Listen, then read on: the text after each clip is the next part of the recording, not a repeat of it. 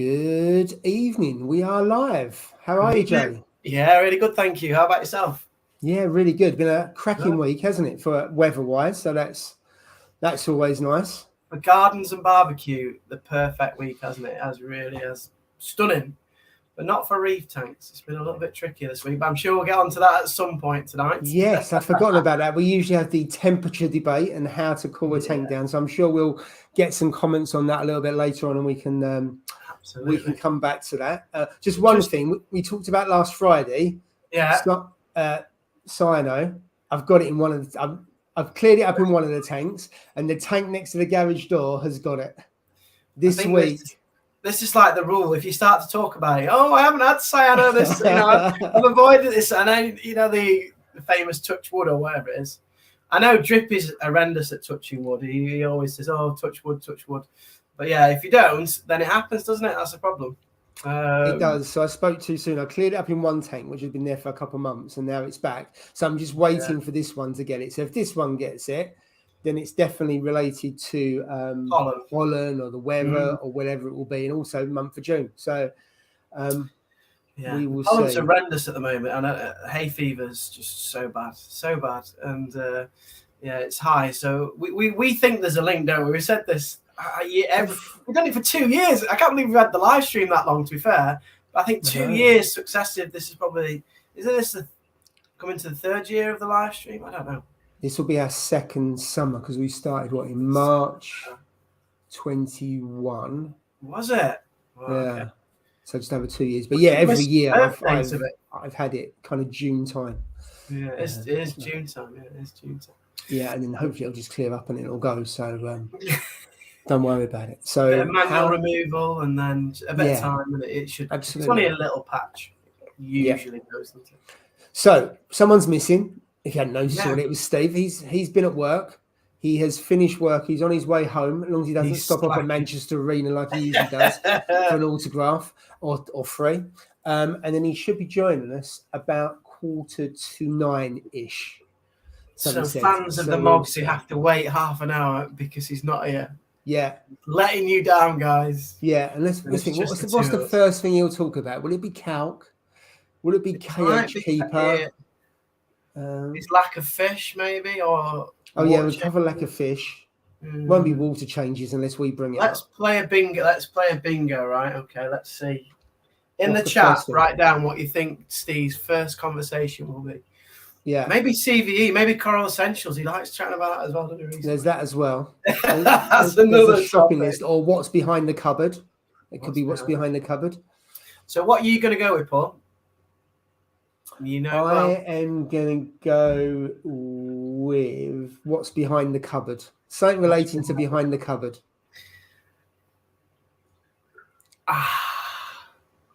I'm going to go with calc. That's solid. That's a solid go, isn't it? That's playing it safe. That's playing it safe. But with Steve, that's a solid go. Actually, that's a good point. He'll come on and he'll... That's tried and tested. Do you know what, MB Reefy? You've probably won that now. Because he will test his mic, won't he? He will test it to see if he's working. Or his clams, because he has moved his clam to the front. That is humongous, isn't it? It is huge, yeah. And he said he had it from when it was 2 inches or whatever. He's had it ages, and it's been hiding around the sides. You don't notice it, do you? But it's beautiful. It's a beautiful thing. He's moved it right to the front. The torches at the side. Yeah. To be fair, I enjoyed his last video. It was a nice little rejig of his skate. I need a rejig, I think. So what would you do? So looking at your tank, what would you do? Are you going to get rid of that Zoa rock? I think get rid of Zoa rock. I think I will. I need to try and get things off the sandbed as well. Whilst I can't afford a new tank, which is what I'd really like. Yeah. Whilst I can't afford a rejig, is a kind of a cheaper option to stay interested, as it were. I'm not that I'm getting bored of it, but just to kind of reignite a little bit of interest as well. I think a little rejig of a few bits and bobs. The main rock would stay. Yeah. Yeah. This Zoa rock I think is going to go. And then I'd have a little rejig. I might put my torches towards the back more so maybe. But yeah, a little bit of a little bit of a play around, like Steve has. I think it's good to have a little shuffle around with a few bits and bobs. Yeah, absolutely. What about the SPS in the top left-hand corner? Are they still going? And are they okay? To be fair, it's doing pretty well. The Anacropora at the top there, yeah, it was only kind of a 2-3 inch frag. It's now maybe 4-5 inch frag. Yes, it's doing really well on the top, branching out nicely, nice colour on it. Yeah, so they are doing well. The ones that I've got are doing well, but they are the easier ones, as it were. And they're not brown, before anybody says in the chat. Not brown. There you go. Someone said about some NB reefing, rejig into a bigger tank, which you'd love to do. Mate, you can buy me a tank and I'll rejig into a bigger tank. I've had a quote. It's just over 2,000 just for the tank that I want. So it's not something I can afford right now because I'm going on holiday as well. But this hobby, you need to be a millionaire in this hobby to just be able to do what you want all the time. Just keep spending. But it's not just that. $2,000 is tip of the iceberg, isn't it? Yeah. When you look at all the kit you got to get, and then we talked about then the coals on top of it, because whether you get a 3-foot or 4-foot tank, you're going to have loads of real estate. Yeah. That you'll want to fill, and the coals that you get are not usually the cheap ones, are they? I try and get ones that I think are like a long-term collectors ones. Not collectors for anybody else, but collectors for me. You know. Yeah. It's not the price. Like most people, it's not the price. It's just like you have like a little wish list. And I think, right, I've got that one, I've got that one, I've got one. So it's not cheap when you start to stock it, is it? So I haven't got a skimmer. I haven't got separate. I need another light. So there's at least another 1,000 just with adding accessories to what I haven't got. 3,000. It's not 3,000, and then you got to start stocking it. Yeah, that's it. Yeah. So MB Reefing, you can sponsor me MB Reefing, but buy me one. That's fine. You can't take the money with you, says Carl. And Darren's got a 3-foot tank that's at a mate's rates. 3 foot. Yeah, I want a 3-foot peninsula. That's it. That's ideal. 3 to 4 foot peninsula. Yeah. Mate's rates. Cheers, Darren. Thank you. Nice. I want a peninsula though. Is it? I don't think his is a big peninsula. That's probably 250. There isn't many that, unless someone's already gone custom, they're probably not going to have a 3-foot peninsula. Yeah, unlikely to have a 4-foot either. But you don't know, do you? Maybe TMC might, because I raised it at the at Love to Reef. You did. Oh, do you not? You're like, all right, okay, interesting. Maybe up for development. You never know. Yeah. Right, let's go to the top of the chat. See let's do the register. Who's knocking around, and then we'll go from that. So Tony is first. Steve's not here today, I'm afraid.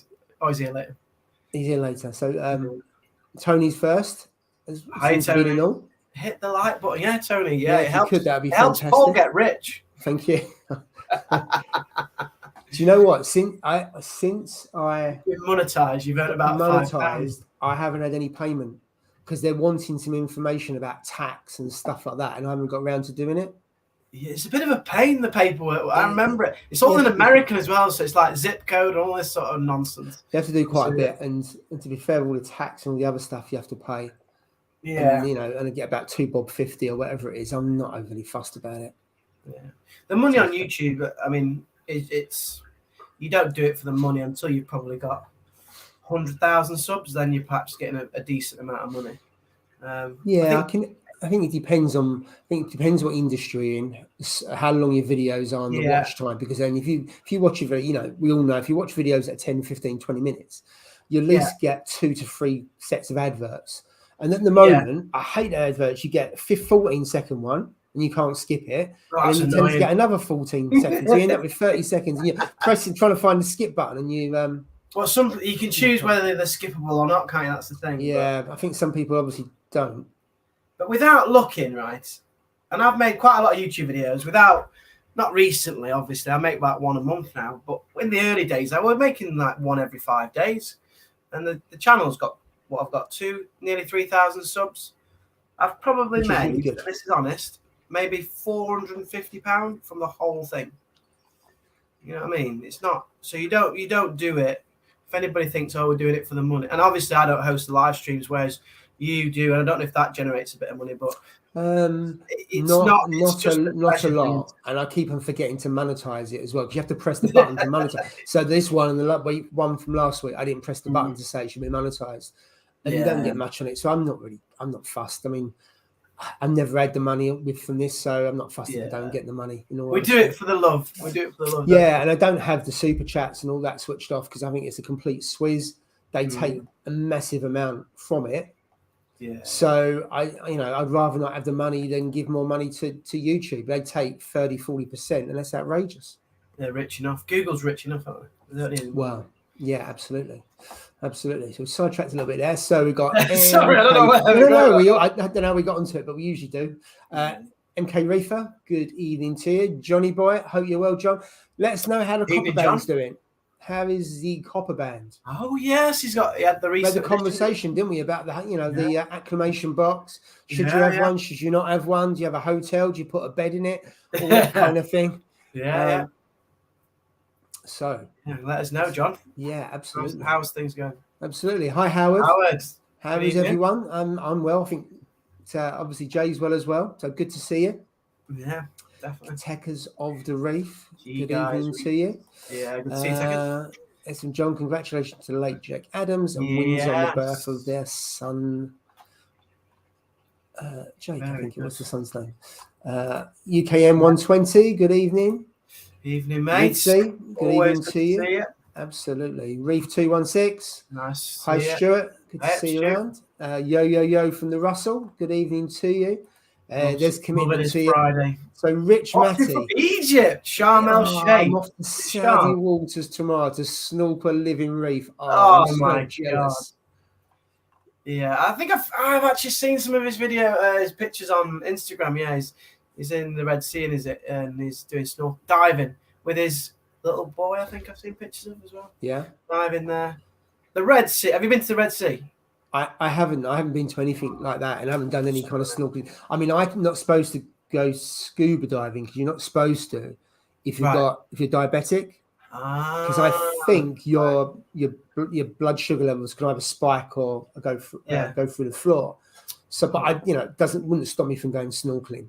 Yeah, I'd have to find out now what are the risks of scuba diving. They might even let me go. Not that I'm, done a certificate or anything like that. But one day I'd love to go snorkeling.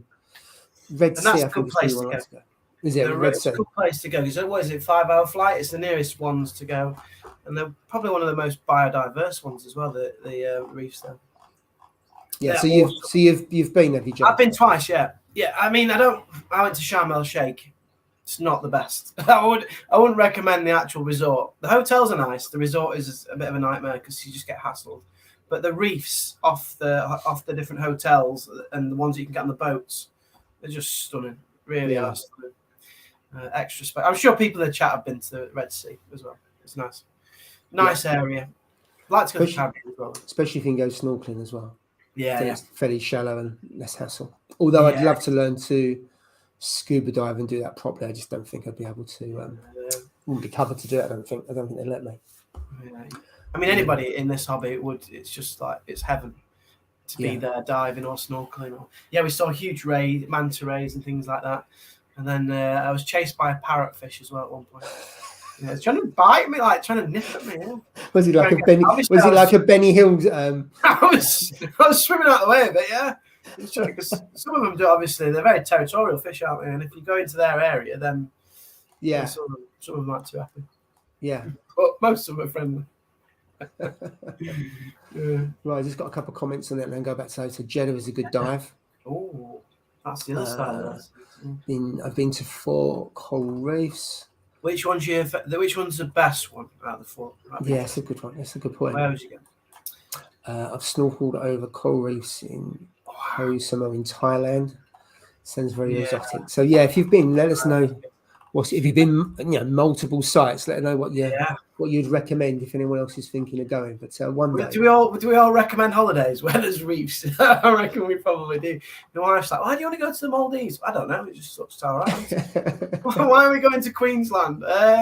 It's got beaches. Then you get there, and obviously there's coral reefs. Hey, Grumpy Reefer, how's the Dragon Soul getting on, mate? Have you got a little update? How's it? Grumpy Reefer bought one of my, frag torches. Yeah. Yeah, he did, yeah. Love to know how it's getting on. Right, I missed someone. Apologies, Skids. I went right past you, so good evening to you. Evening, mate. Stephen Jones. Evening, Julian, Stephen. Julian, yeah. HC Aquatics. Hi. Good to see you. How you doing? Narian. We've got John's Reef UK. Good evening to you. Narian can turn up, and then Steve can't. You see, that's just she's getting Narian all the time. Get him absolutely. on. Hiya, Brett. Good to see you, mate. Yeah, good evening to you. Yeah. Hotter than what? I've heard another saying that it wasn't toenails though. But yeah, yeah, absolutely. A family show. Well, maybe not. Hi, Woody. How you doing? Woody, mate. Good to see you. Good evening to Carl. Yes, the Carl of the Reef King. Yes. That's sat for his latest video. The bookworm. The book. What do you mean bookworm? I don't get this one. Reads books. Oh right, yeah. His video, isn't it? The thumbnh is just his bookshelf.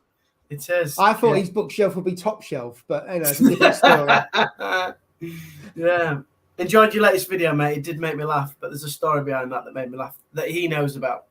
Oh, does he? Okay. Yeah. Out in the cab. Out in the cab. Check his video out. Oh, look at that. Daryl, that's me on the beach as well there. Look at that logo. I'm not sure I've got that many birds around me though. Dear that's a funny little I don't know, thumbnail. Right, let's go through what we're doing. Is that everybody? Have we done everybody? Yeah, we're just going through some of what Steve's going to talk about. So we talked about clams, coral essentials. Yeah, only got one fish. Yeah, that's a chant as well, isn't it? The football. Yeah, I haven't really heard that on the terraces. You've only got one fish. Maybe, yeah. He's got more than one. He's got his fire. His what is it? He's got the lionfish. He's got the clowns. Yeah. I don't think else he's got. Not much. Not many, is he? I'm sure there's a couple we've missed. He's got the algae blenny, hasn't he? It's not an algae blenny, though, is it? That was the issue. I don't. It was a mandarin. Oh no, he's got the mandarin. He's got a big fat mandarin with one eye, hasn't he? He's got Popeye. Yeah, and he's got another one that he thought was an algae blenny. It's not. It's a mandarin. He was misidentified by the fish shop, and then Steve just thought it was. He just took what it was from. Yeah. Just not ask him. It's not an algae blenny. It's not being funny. How can you misidentify an algae blenny? Well, I don't know. And a mandarin. A fish retailer. Okay, they're both long. And they've got gills. And they've got gills. But one, obviously, it didn't eat any algae, so Steve must have been scratching his head thinking, "Why is this algae blenny?" Not picked any algae. And it's ask him. It's a mandarin. I must have totally missed that. Yeah. Funny story though, isn't it? Because he bought it to get rid of the algae. I almost lost the words. The misidentification of an algae blenny. On his video, he said it was the biggest, it's the world's biggest algae blenny, but it wasn't actually an algae blenny. People told him on his chat.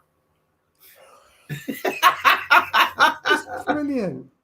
Oh, I know. Oh dear. Anyway, right. So we're almost there. So evening, Darren, shall we say? Yes, evening, Darren. And I've missed someone. Where did I see? I saw a comment from Aquarian. I haven't seen him for a while. Hi, Ian. Hope you're well. Good to see you, mate. We're having a little catch up at Maidenhead Aquatics soon.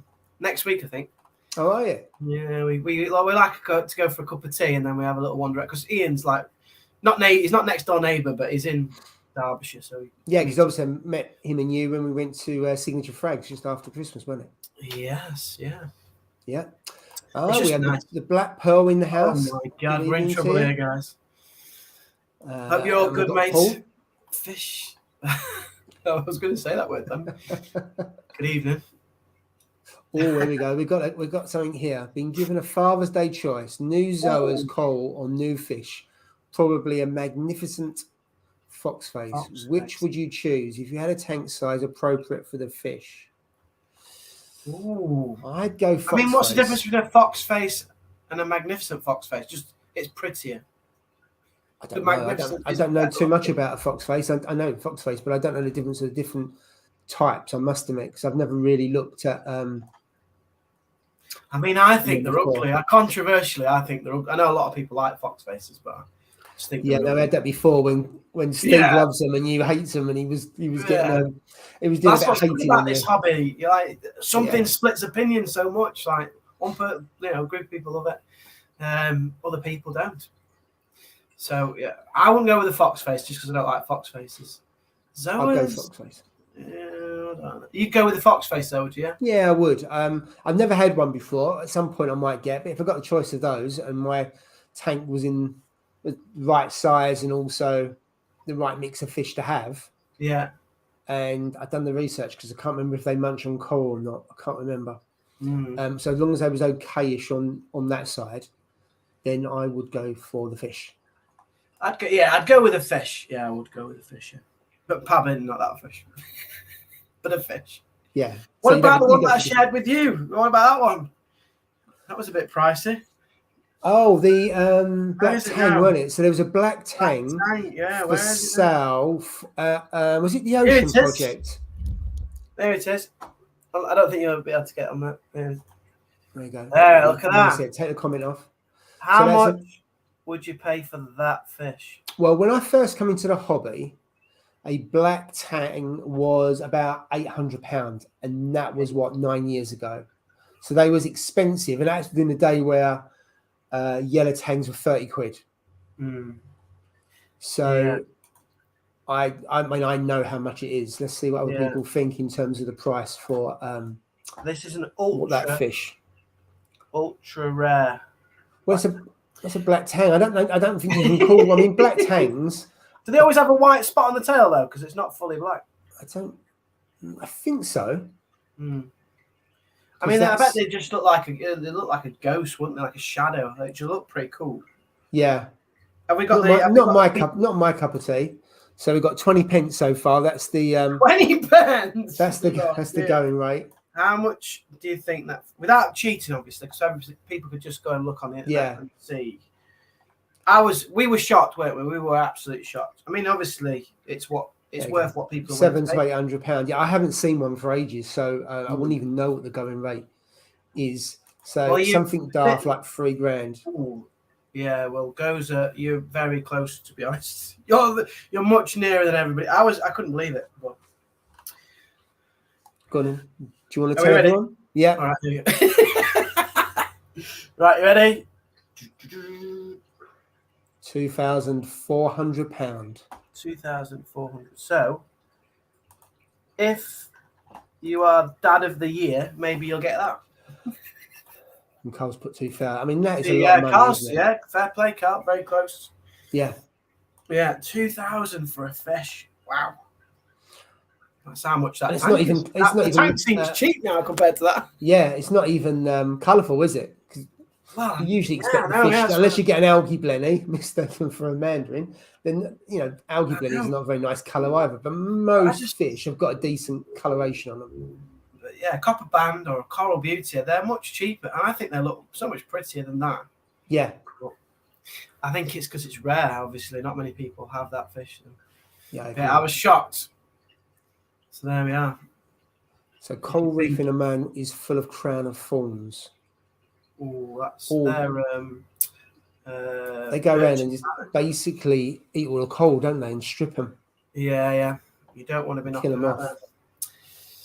Yeah, not good. Where was it? I've missed a comment. Where was it? It was. There we go. So, yeah. The dragon is huge, Jay. So that dragon soul is doing well. Very good. Yeah, I had to get rid of it because it was stinging everything because it was that big. So now he's got my problem. I've just passed it on. You can't put anything within about, I don't know, 7 or 8 inches of that coral because it will just reach and get it. So that's why I had to put it back. But I had that problem with the gold torch. In the floating axis cable, what I found is there is some corals that it doesn't sting. So it doesn't sting zoas. It hasn't stung the favia, or a couple of others I can't remember. But I've moved some away and put some others in their place, and doing fine. Have you read that comment before you put it on the screen? Yeah. Just a professional, aquarium chat room. Occasionally, it got through the filter. I've been in the River Thames, love the brown water. Trust you, Carl. Was that in central London or more out towards Basildon way? Well, We do have reefs though off the UK coast, don't we? Yeah, there was Scotland. there was some, I think, there was reefs. yeah, there was something that I shared with you guys about Scotland. Off the coast of Scotland, there are reefs, corals, Yeah, but not the ones that we associate with the tropical. Yeah, because it's cold water. So there was seen some videos on Cornwall and Scotland. So you got anemones, and some other things. So it won't be a minute. Yeah, because I saw some videos there, and it was talking about coral reefs as well, just off the coast. And Fish Locker, I think. Maybe yeah, Fish Locker does the one out down in Cornwall. Yeah, he's brilliant, isn't he? I love his channel. Fish Locker. Yeah, really he does. good. Yeah, some lovely anemones and kelp and all kinds of other fish. And so I didn't realise there's wrasse off the coast of England as well. Yeah, so there was some wrasse down there as well. Torch corals. Torch as well. Yeah, so it was really good. So yes, so we're talking about the Thames. I don't think they've got them, but there we go. No, the Thames. No. Absolutely. Oh, it's going to unmute. I'll just look at some comments. Dogs want to go out, Paul? Oh, your dogs have set mine off round here. We used to have that all the time, didn't we? We used to set everyone's dogs off. Apologies if I set your dog off. Set the neighbours off. Right, okay, let's have a look. So Red Sea, definitely the best bang for buck, especially with a new diver. Been to Maldives twice, but Red Sea is better. Yeah, I've heard the Red Sea is better than the Maldives, yeah. Yeah. You can always scuba dive in Skegness aquarium. You can do that at a lot of aquariums, though, can't you? But I just don't see the fascination with. Yeah. Scooter Blenny and Foxface. Scooter Blenny. Yeah. Scooter Blennies are lovely. Yeah, so I love mine, but just unfortunate what happened to it. But yeah. Yeah, it's good evening to Scott. He's watching the acclimatation of coral, so he's been quite quiet. Fish every day of the week. Yeah. Copper band, next fish for me. Bloody hell. Braver than me. Exciting. And then, what corals you got, Scott? Be good to know what you've got going on. And there we go, Fish Palace. Yeah, that's what I like about these little live streams and things. When I watch the live streams on a Sunday, I always do little reefing jobs whilst listening, and they make quite good podcasts as well. You know, if you just sat there in the garden, you're just listening, going to sleep as well. It's quite nice. Just if there's a longer BRS one, I quite often listen to those in the car. Yeah, you get some decent. You don't need it on, do you? You don't need to see them. No, quite often you don't know. Yeah. If they say what about this, and they're talking about something, so you think, what does that look like? So you go back and read it later on. Yeah. And then John, is the aquarium at Skeggy still open? I thought it closed, but I'm not too sure. There's a fair point here. A gem tang is much better and around £300, so much better value there. Yeah, I would agree as well. Much nicer fish. Or your kidneys. Oh, you're kidding me. And they're saying Scooter Blenny, not Mandarin. Oh, was it? It might have been Scooter Blenny there. Yeah, that's where it's come from. So it's not an algae Blenny, it was a Scooter Blenny. That's what it is. Right. But it's still hard to mistake a Scooter Blenny for... Well, yeah. Algae Blenny, I don't really know because I've not looked at algae Blenny. Yeah, that's the difference. And he bought the wrong fish, but he didn't realise. But anyway. Oh, dear. I'd rather have a purple tang. Yeah. Does that mean? Purple tang, to be honest. Yeah, I would as well. And then Carl says in Richmond, nice part of the world that for the Thames, rather than the central London. Is it as brown, the Thames in Richmond, as it is in the centre of London? I'm assuming it is, but I don't know. That's the poshest part, though, isn't it? So it must be quite nice. Yeah, that kind of part. Doesn't mean the water's cleaner, but it might. Probably not. No, probably not. I don't know. Right, so coming back to your, there you go, Skeggy Aquarium is still open. I was there last week. There you go. So if you change your rockscape around, what would you put in its place there? So you'd obviously take out the rock, put some other rock there. Would you go for Goniopora? Yeah, I mean, that's my favourite coral, isn't it? So I'd get a few more Goniopora, I think. I just think I need a bit more sand. I quite like dead space, I suppose it's called. Yeah. Quite like an island, and then quite a bit. You know, like the Viking reefer, we had him on. Yeah. He's got 3 prominent islands, but then he's got loads of space. Yeah. And I quite like that. I quite like and the islands come up and ice. out, don't they? So you've got the sand around them as well. So it's not a big lump of rock, is it? But you're limited. I mean, look how big his tank is. You can do a lot more of that. But he could have done quite a big aquascape if he wanted to, couldn't he? But he's gone for minimal. But there's hiding spaces and everything else for his fish, amongst other things, and plenty of grow out room as well. Yeah, I just think he looks like a cleaner look. I also think it looks a bit more natural, really. Yeah, having too much in there. I just quite like the look of that. So perhaps taking bits out and then making more white sand areas as well. Yeah, but it's quite hard to do when you've got a small amount of space and the amount of coals you got. Would you sell off some of your coals to create more space? No, I'm not getting rid of any. No, I won't sell them. I sell obviously the Zorock. Yeah. I see if anybody wanted that, but because it's got about 5 or 6 different species of Zoro on it. But no, I won't sell anything else. Yeah. No. There's some comments here about grow mushrooms on the base. Would you do that? Yeah, that's quite a good idea. Because not so much. Oh yeah, maybe mushrooms. I quite like some of the mushrooms, like the Recordias and things like that. But I do like the rock flowers, and they sit nice at the bottom, don't they? The rock flower, and then that the one I've got is coming out superb. The yellow, and now it's getting some green on it. It's taken about 6 weeks since I put it into the tank. The last 10 days, it's now beginning to open more. It's beginning to grow, and we're beginning to see other colours on it. You're seeing 2, 3, 4 different colours on it, which to begin with, it was mostly red, and the yellow was quite dull. It's certainly getting more vibrant, but we know that you put a coal in, and sometimes it takes weeks for it to settle.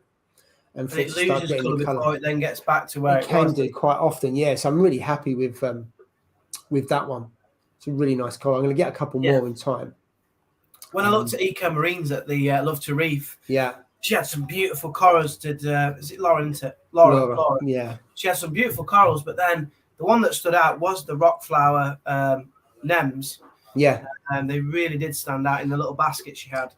And made up the other corals look kind of dull, as it were.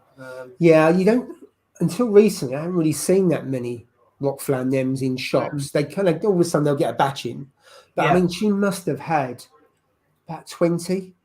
Yeah, she had. I think in there. And then the ones she had left over, I think she sold them to Paul at AAC, because when I went in the last, he had some rock nems, and I said, "Are they Laura's?" And she said, "Yeah." He said, "Yeah." So I think a lot of the corals that she had left, and also what Dan had left, I think they both sold them to Paul. So rather than taking them all the way home, they sold them to Paul, and he'll put them in the shops. I mean, Paul buys from Laura anyway on a regular basis, and also he's been over to Dan's over in Kent, and he's bought corals from Dan before as well. So if you don't fancy carting them all back to where you bought them from, then it's not bad idea to sell them.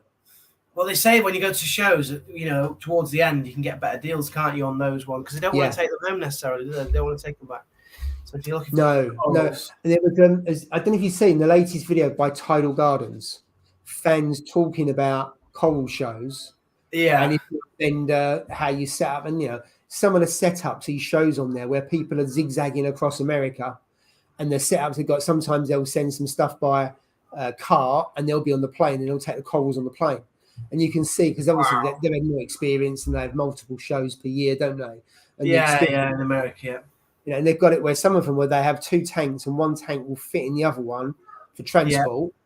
But then when you put them side by side, you can't really tell there's not much of a difference. But just for size, it makes sense, doesn't it? You have one slightly bigger than the other, and you can just slot it into that. So it's a really good video. Not that I would show at a show or be a vendor. It's interesting his take on it and some of the things that he sees and stuff like that. So it's quite an interesting video, but from a different angle. The Americans do the shows on a different level to us, though. Well, let's face it, they've got to travel sometimes thousands of miles, and some will go the whole country, won't they? I mean, Worldwide Corals, who run Reefer Palooza, obviously they're in Florida, and they go up to New York to do that. So opposite ends of the country. I don't know how many thousands of miles that is, but God we've knows. got it down to a fine art. Whereas in the UK, we don't have the shows, and so therefore people don't tend to do that. But speaking of shows, yes, yeah. So there's in our chat today there was talk about a show, wasn't there? There is. So wasn't Love to Reef. No, it wasn't. So there is a show. I've seen it today. It was on the Real Reefers Facebook group. Yeah. And it's called Aqua. So there's Aqua AQUA. Can you put it on the screen, Paul? Can you share find the website? The website looks really impressive. I'm quite excited for this event, to be fair. It does look really good. It does. I mean, Drippy will be all over this. I don't know where it is. He is in there. I've just seen a comment from him. Yeah.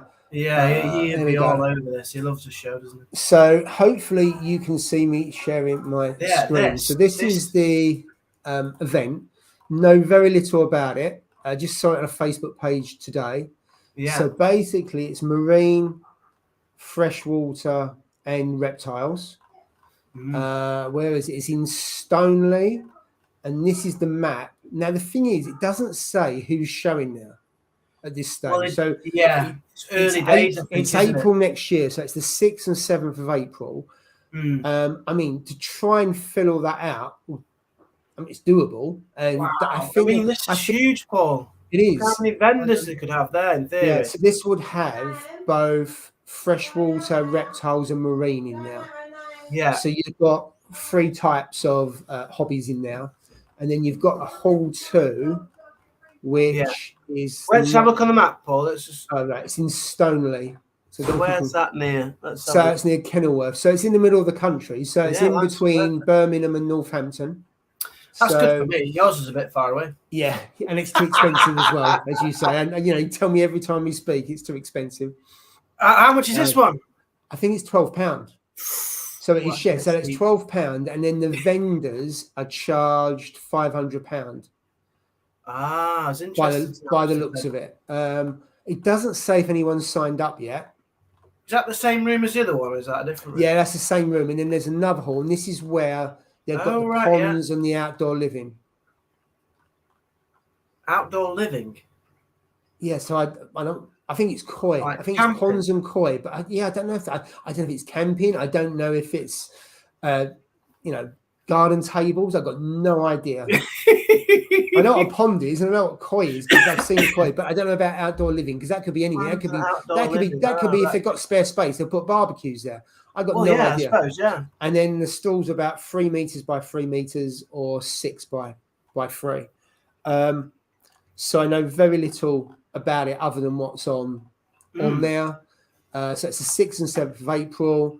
You can go onto the website and buy a ticket. You can get one for one day, or you can get a weekend pass. I don't know how much the weekend pass is, to be fair. I didn't look at that one. £19. That's pretty good for 2 days. That is good. Yeah, it's good. That is good. So their money must be coming from Black Pearl Reef, coming from Scotland. You might want to make a weekend or something like that. Yeah. So the money's coming from, because if you've got these vendors each paying £500 a shot, that's where they're getting the money from. So pay for the venue. In terms of the venue, it says something like 3,000 people it holds, but I don't know about from an exhibition point of view whether you get that. So looks really good. It does look really good. It looks like potentially one of the biggest. Well, it would be big because if you're looking at it, you'd probably say if they had both halls, you could probably do. I'm just guessing. I could be underestimating or 2,000 people a day. I don't know. I mean, fair play. And to set up a show for the first one, and you can be that big, and it's 2,000. I think even if it's 1,000 people a day, I think the hall like that. If you've got both halls, you can definitely do more than 1,000 people. Yeah. So if you do 1,000 to 2,000 per day, then that is a fair play. You've got to then sell 3,000 tickets for a first show that hasn't been done before. I mean, I think it's 2 LFSs. I'm not too sure who they are. Yeah. Because I hadn't heard of them and I can't remember off the top of my head who they are. But yeah.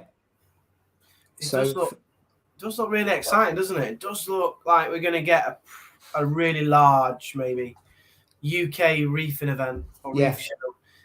They've put the plan in. The website looks good. You've obviously got to get the vendors there because that'll attract the customers potentially.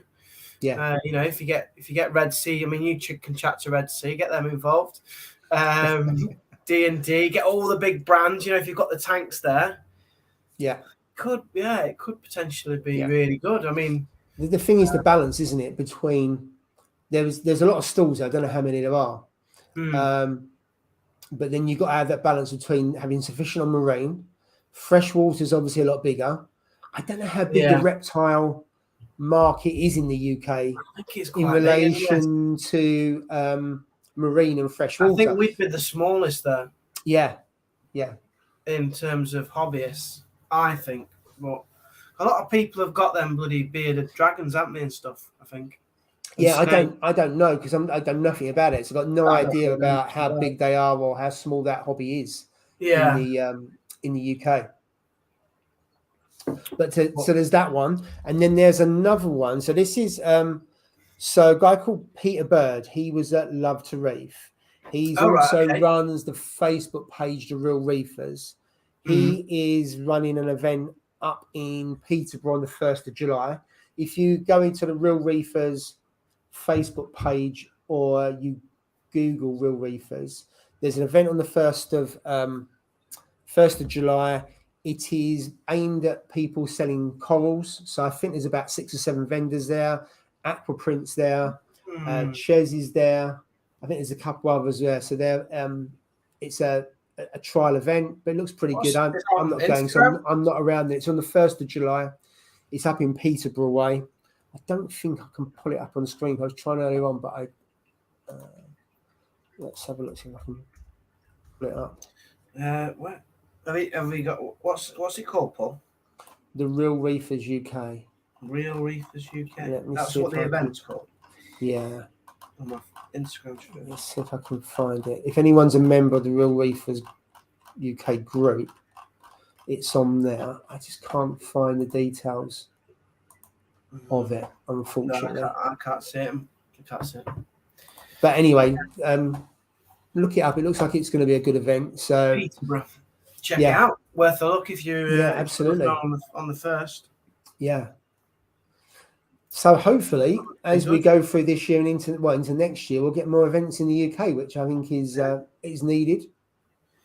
And absolutely. See what happens. And Love to Reef will be back again, I'm sure, next year as well. That's a big deep breath. Because I'm waiting for Drippy. Yeah. So I'm close to update. I'm close to. I just got have we got fat fighters out of the building and we're in there like the whole bill? Have we got the whole building? No, I'm not too sure. I've got to work on that one with Slimming World. Oh, I thought it was Fat Fighters. Fat Fighter. Is there such thing as Fat Fighter? There's a club called Fat Fighters. It's Slimming World. It's Slimming World. You'll get me in the trouble. Oh, Slimming World. Right. So. Well, that would be what? I mean, that would be same sort of time, you thinking, or would you make it? I would do if I did another show. It'd be similar time to this year, May. So it would probably. Was that middle of May? It would probably be if I did it the 18th of May, I think. 18th of May. Whatever that Saturday is around that time. Yeah. And there's someone saying Fat Fighters was on Little Britain. Oh, that was it. Yeah, it was. I knew I'd heard it somewhere. So based on Little Britain, you'll start a club. Yeah, that show got banned now, so I shouldn't really be saying that. The comedy's not allowed in. Oh dear. Yeah. Slim as so well. Yeah, if I did do it again, it would be the same time. I like that time of year. I think the weather's a decent weather. It's not hot. People can go outside as well, and it just gives you a bit more space. But the weather's been really nice both times we've been there, actually. Yeah, because that was September, wasn't it? The first one. Yeah. Yeah. So yeah, that's where it is. So hopefully more and more going on. We'll be able to go to one each month at this rate. Well, if in America you can zigzag across the country, I don't think they have one each month. And then also Radical. They had some posts earlier this year talking about doing an event in July up in Leeds. Yeah, I haven't heard anything about that. Isn't Finest Fest? That's it. That's like Easter, so that's going to be very close to that one because that's quite a big one, isn't it? The Finest Fest. Yeah, because you've got Easter next year, which is the 1st of April. Then you've got that event on the 6th or 7th. I was looking at maybe doing the week after that. There's a lot going on I've got in April, and also it's the back end of it's the holiday, and I wouldn't do it when it's a holiday period. So the week I would do if it was like the 18th, 19th of May, that's quite good because the week after that is bank holiday. Yeah. And the week before that, I think there is a big event in Germany. I can't remember what one it is. There's a big event in Germany the week before that.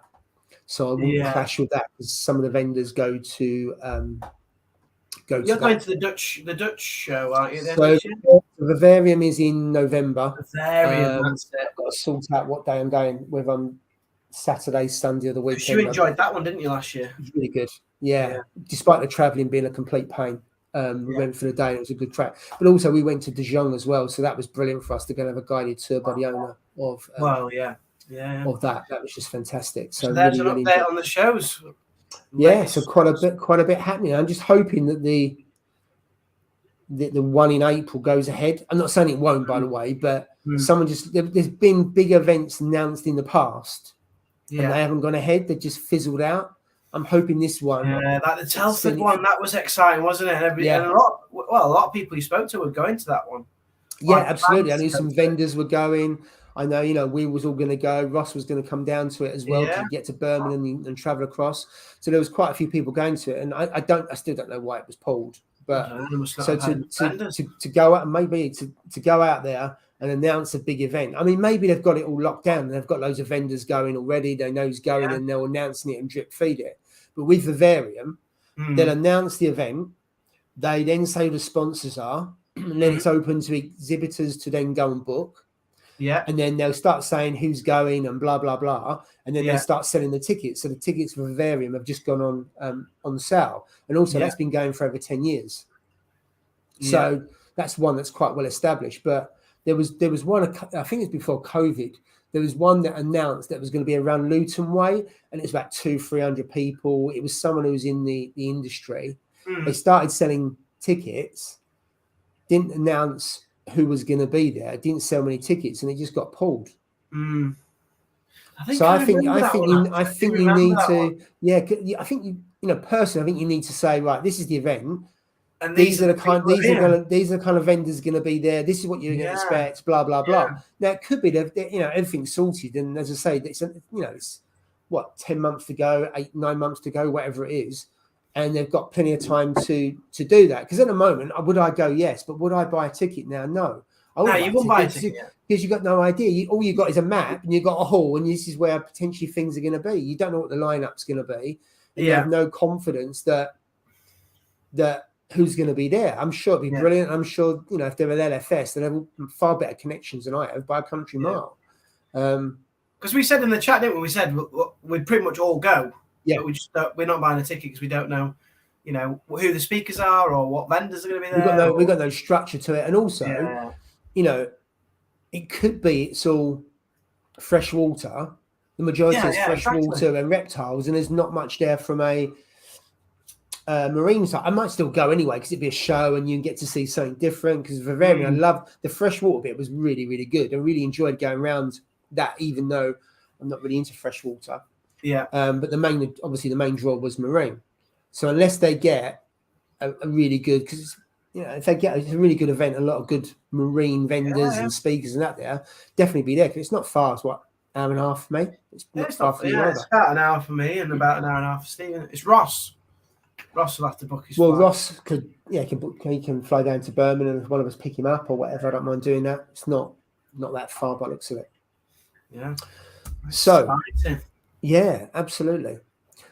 So what was I going to say about? So my tank, I'm really happy with it at the moment. The actual algae is beginning to go. It's like, how old is it now? It's nearly 10 months old. Is this bubble algae or is this greenhouse? No, the bubble algae. The bubble algae is. I'm having to pick that out. That is not going down, not going very quickly. But I just left it as it is. I've got an emerald crab which is eating it, but there's too much in there, so I've started to manually remove it. But the good thing is you can see when greenhouse algae, hopefully on its way out, it starts getting a bit wispy, goes a bit grey. So once that happens, it's beginning to die. But I've just increased the water changes. So I'm doing about 30% water changes every week. And hopefully what I'm doing is just taking the nutrients down. And also the tank is more established now.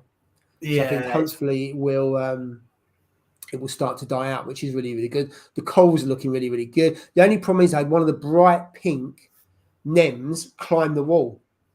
So actually, because the rock, there's about that much gap between the rock and the back wall, and I've done that deliberately. So it's an island. Yeah. And Jill sent me a photo yesterday because I was working, and she said the nems moved and it was by the power head. So I turned the power head off. I had to clean it anyway. So I came down, took it out, switched it off, and all of a sudden it went right up to the top, and half of it was out the tank.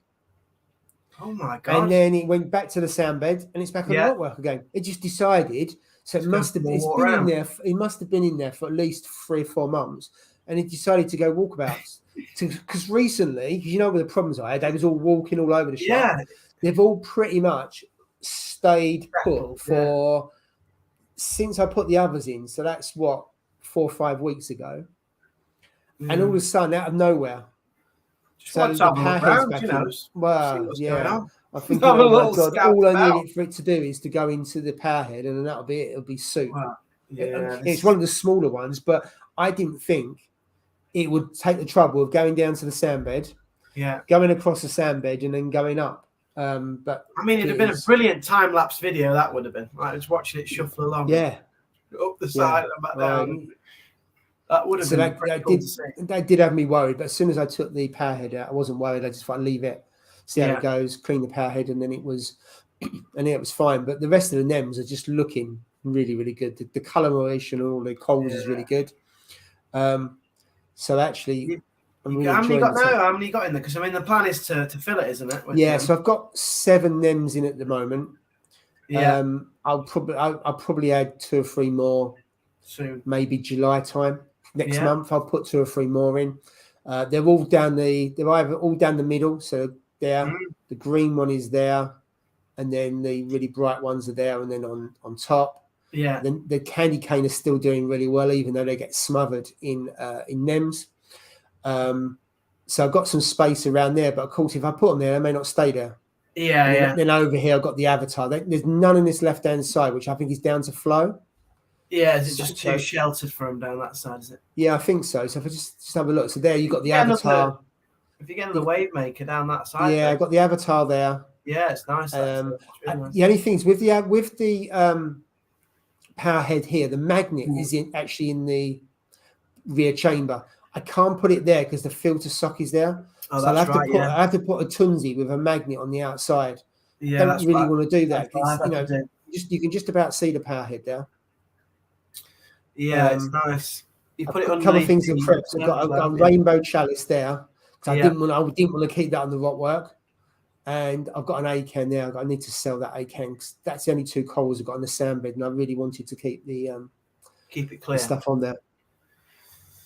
It's coming on well. I'll be coming up to it. What is it now? 10 months. It's 10 months. So yeah, I really like the tank. I'm really pleased with it. Yeah. At the moment I've done away with the auto top off that was there. And I'm waiting for the Red Sea one. So I'm going to buy the Red Sea one in now. I've got I think I showed before, I've got a 14-litre container in the cupboard. So at the moment I'm manually topping up. I just manual top up a litre a day. Yeah. But I need to get it sorted out in the next few weeks before I go away on holiday in August. So I'm hoping it comes out soon. You've got to let it get into a rhythm before you go on holiday, haven't you? Just let it do its thing for a number of weeks and just watch it. Don't do too much with it.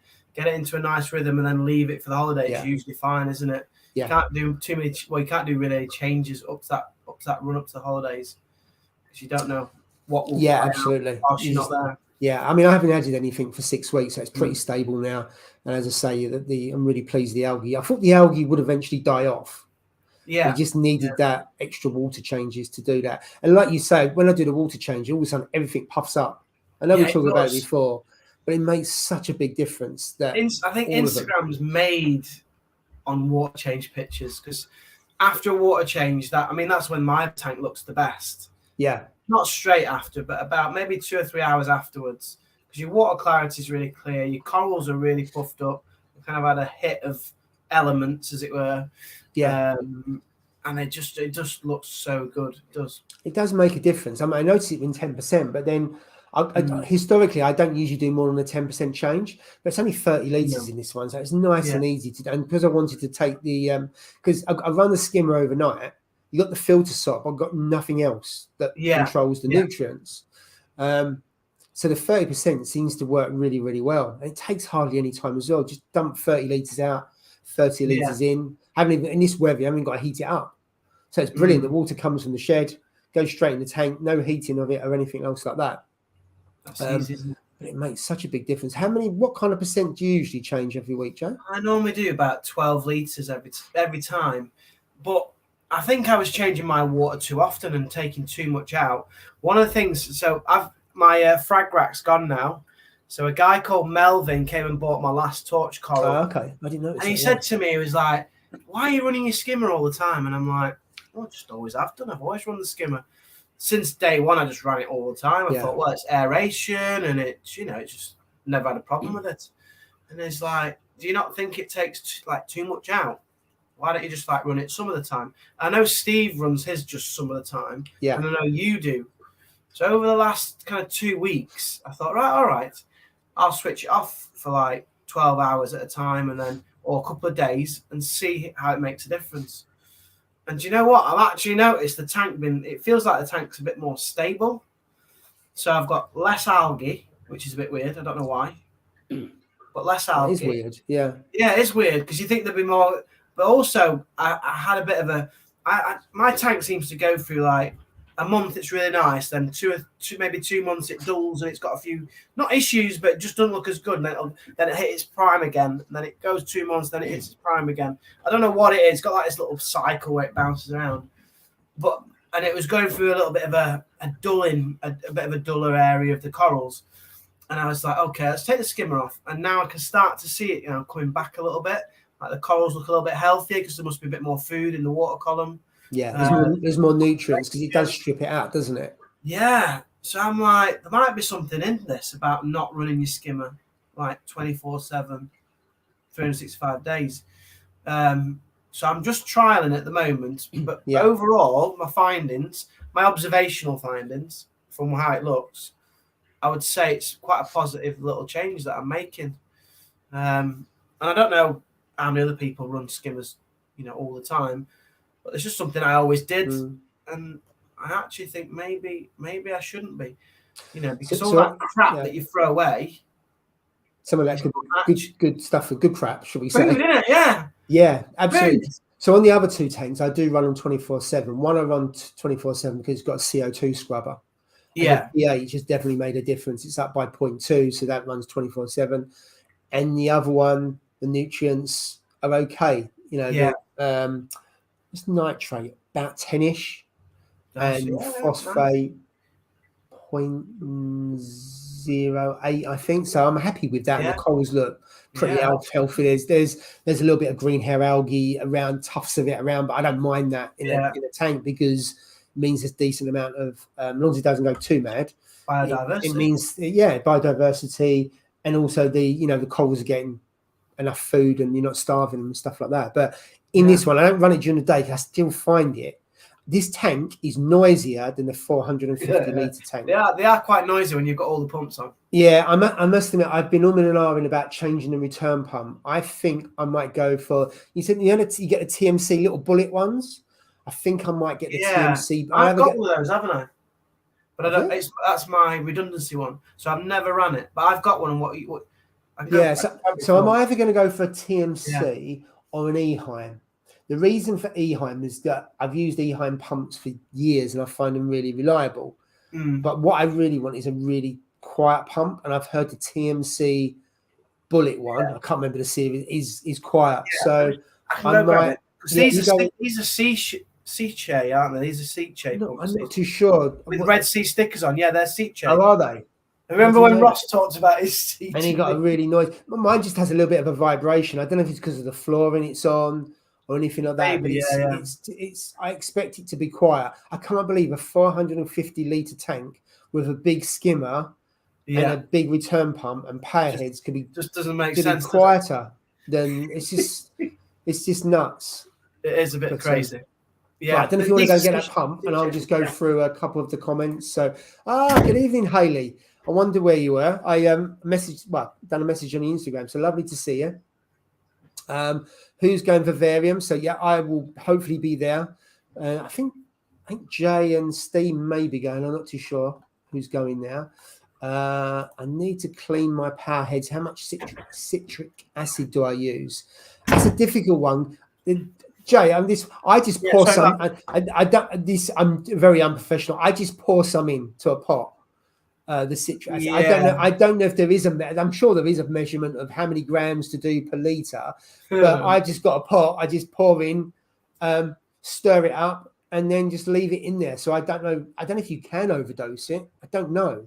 It's got to be it's food grade, isn't it? Yeah. I mean, everybody on the chat helped me with this at the time. In terms of grade citric acid, I bought some from Amazon, and no one actually said how much to use. No, I just used. How much would I say I used? Maybe a teaspoon, like a heaped teaspoon. It wasn't a lot.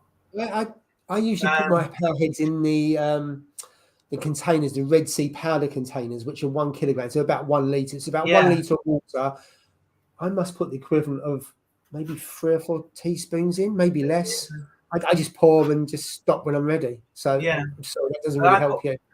I put mine in with a lid on it, and I ran it whilst it was in there. Yeah. And then I stopped it for a bit, let it just soak, and then I ran it again whilst it was actually in the citric acid. And then I rinsed it off after in clean salt water, then put it back in the tank. But can you overdose it? I don't think you can. No. You wash it off anyway, don't you? Yeah, I just rinse it off. Yeah. So John says I just use a cup full of bucket. In a bucket, that's probably like that. RO. You guys add more. Same here. There you go. No skimmer, no sump, no filter. Yeah, super simple reef. No algae strip the tank. No algae don't strip the tank. So what kind of water change do you do, Carl, every week? I'm assuming you're doing water changes. I can't remember what you did. It's called this one the Eco Reef, hasn't it? The Eco Reef, because it's hardly got any plug. It's got a heater. I think that's it. Oh, and a wave maker. Yes. Must be the UK's cheapest reef tank, right? Eco Reef. Smash the like button, give Paul. Yeah. Well, Coles don't use a skimmer Friday, Saturday, and Sunday. See, interesting. Thanks, Paul. So this is a difficult one. So needs a peppermint shrimp, but you want to make sure you don't buy a camel shrimp. They look very similar, and camel shrimp eat zoas. Doesn't really help. Just go to a reliable source. So I don't know where you live in the country. I go AAC. Always bought my peps from them. And the thing is, even if you get a picture up side by side, obviously you can tell the camel shrimp and peppermint shrimp pictures side by side. Yeah, the problem is when you're in an LFS, how do you tell the difference? Because it is quite. Well, surely one's got the ump. Yes, it has, but right. There's a picture of them both together. You can probably get that up though. Yeah, right. They are bloody similar. Let me just find. Which one's which there? Camel shrimp. What's the difference? Well, one will eat your corals and one will eat your Aptasia. That's one. Let's see if I can get images. If I get images, I might get both in the same. Right, let's share.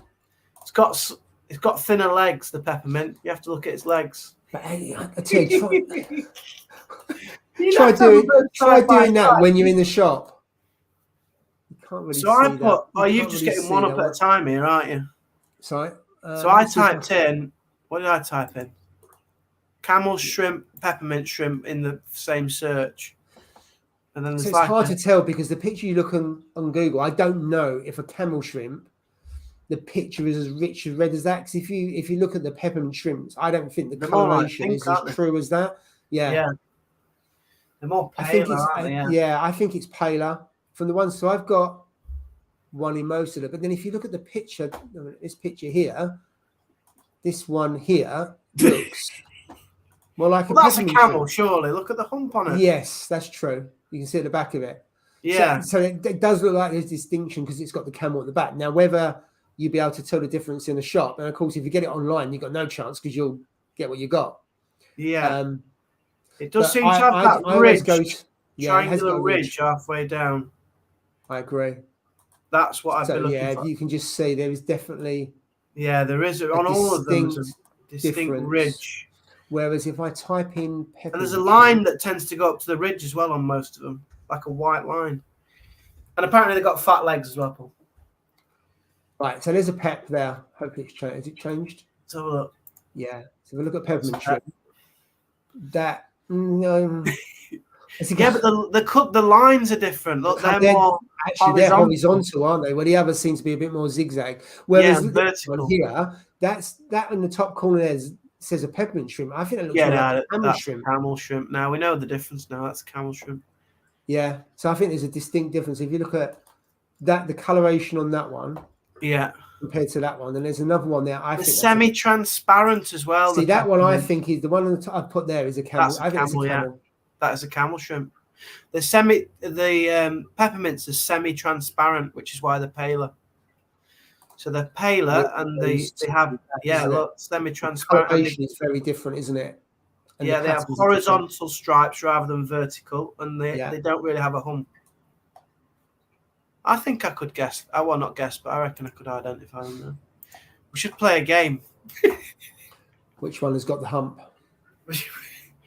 Peppermint or camel? What do you think? Just whack it on the screen. It's a Friday night, Paul. You've got to have some fun, you know. This is as fun as it gets. The other one, right? Oh yeah, I'll put it on the screen. Underneath it says peppermint shrimp. Which one is this? Oh, we could do this when Steve comes on, if he ever comes on. Yeah, he's messaged to say he's got a problem. I mean, he's always got a bloody problem. He's on the tram line, and there's a fault on the tram line, so he's delayed. Well, he must get the tram. He must get the tram home. Does he? Well, I don't know. That's what he's saying. 1 minute. Let's go back and tram line has. So he may or may not make it. So basically, it comes on later on. The first thing he'll talk about is the tram. Yeah, that's it. Guaranteed now. Or can you hear me? So I still think Can You Hear Me is going to be the one that wins the day. Potentially. So I don't know if that helps you or not. TMC Bully. I think that should help. That's different. Study was done on skimmate, and around 80% of what your skimmer pulls out is good bacteria and trace elements. Fair point. Doesn't discriminate, does it? That is good, Woody. Good information. Makes sense. That's interesting because I do think not running it is actually benefiting my tank. Yeah. Not all the time. Yeah. I mean, I don't know if there's any other studies. I have seen people say that it also takes out bad stuff that we don't test for. Now, I don't know if that's true or not. I've seen a number of people say that over the years, but I haven't seen any evidence to say, well, actually, it pulls out X, Y, Z, which is bad for your tank. I mean, there's loads of people that run really good tanks with a skimmer and without a skimmer. It's like we said before, and also partial run it as well. So I think it's the partial run it. I wouldn't want to not have one at all. Yeah. But that partial running it, that's one thing that I've done over the last week. Well, no, 2 weeks now. Yeah. I also did it because I wanted to turn another pump off because of the bloody water temperatures. So I thought, well, if that pump's not on, the water, because I don't know how much the pumps create heat in the water as well. The vast majority of the time, it doesn't make a difference, does it? It's only this time of year when you start looking at it getting hot. But when I see my temperature going up, I'm like, what can I do here? Anything. Yeah. Switch a pump off, switch the light off, stick a fan on. I mean, definitely if you turn your lights off, as we said this before, you can turn your lights off for a couple of days. And then when you put it back on, the corals will be fine. Turn the lights off for 1 or 2 days doesn't make no difference at all to your corals. Yeah. The other one about opening your loft hatch. Remember that last year? Open that your is loft funny. hatch so the heat escapes into your loft. Yeah. That I've not noticed that work, to be fair. I have tried it, but it didn't seem to do Have anything. you? Yeah. Was it Howard? I can't remember who it I think was. it was Howard, We had yeah. a massive conversation Make a about YouTube that, and then video. the science of hot air rising goes out through the loft. It And makes everything sense, though, doesn't it? It does. Yeah. Open your loft hatch so all the heat goes off. I also think, because I was thinking, how Steve guy, his tank never get heated in the hot weather, and he's on the ground floor, isn't it? And when I go in my house, like the ground floor is notably cooler, Yes. even in the hot days than the second floor. So I think, obviously, I think you've got an advantage if your tank's on the ground floor rather than in the bedroom or in the study upstairs. Yeah, it's always. I'm surprised when I go out the garden how many people have got all their doors and windows open.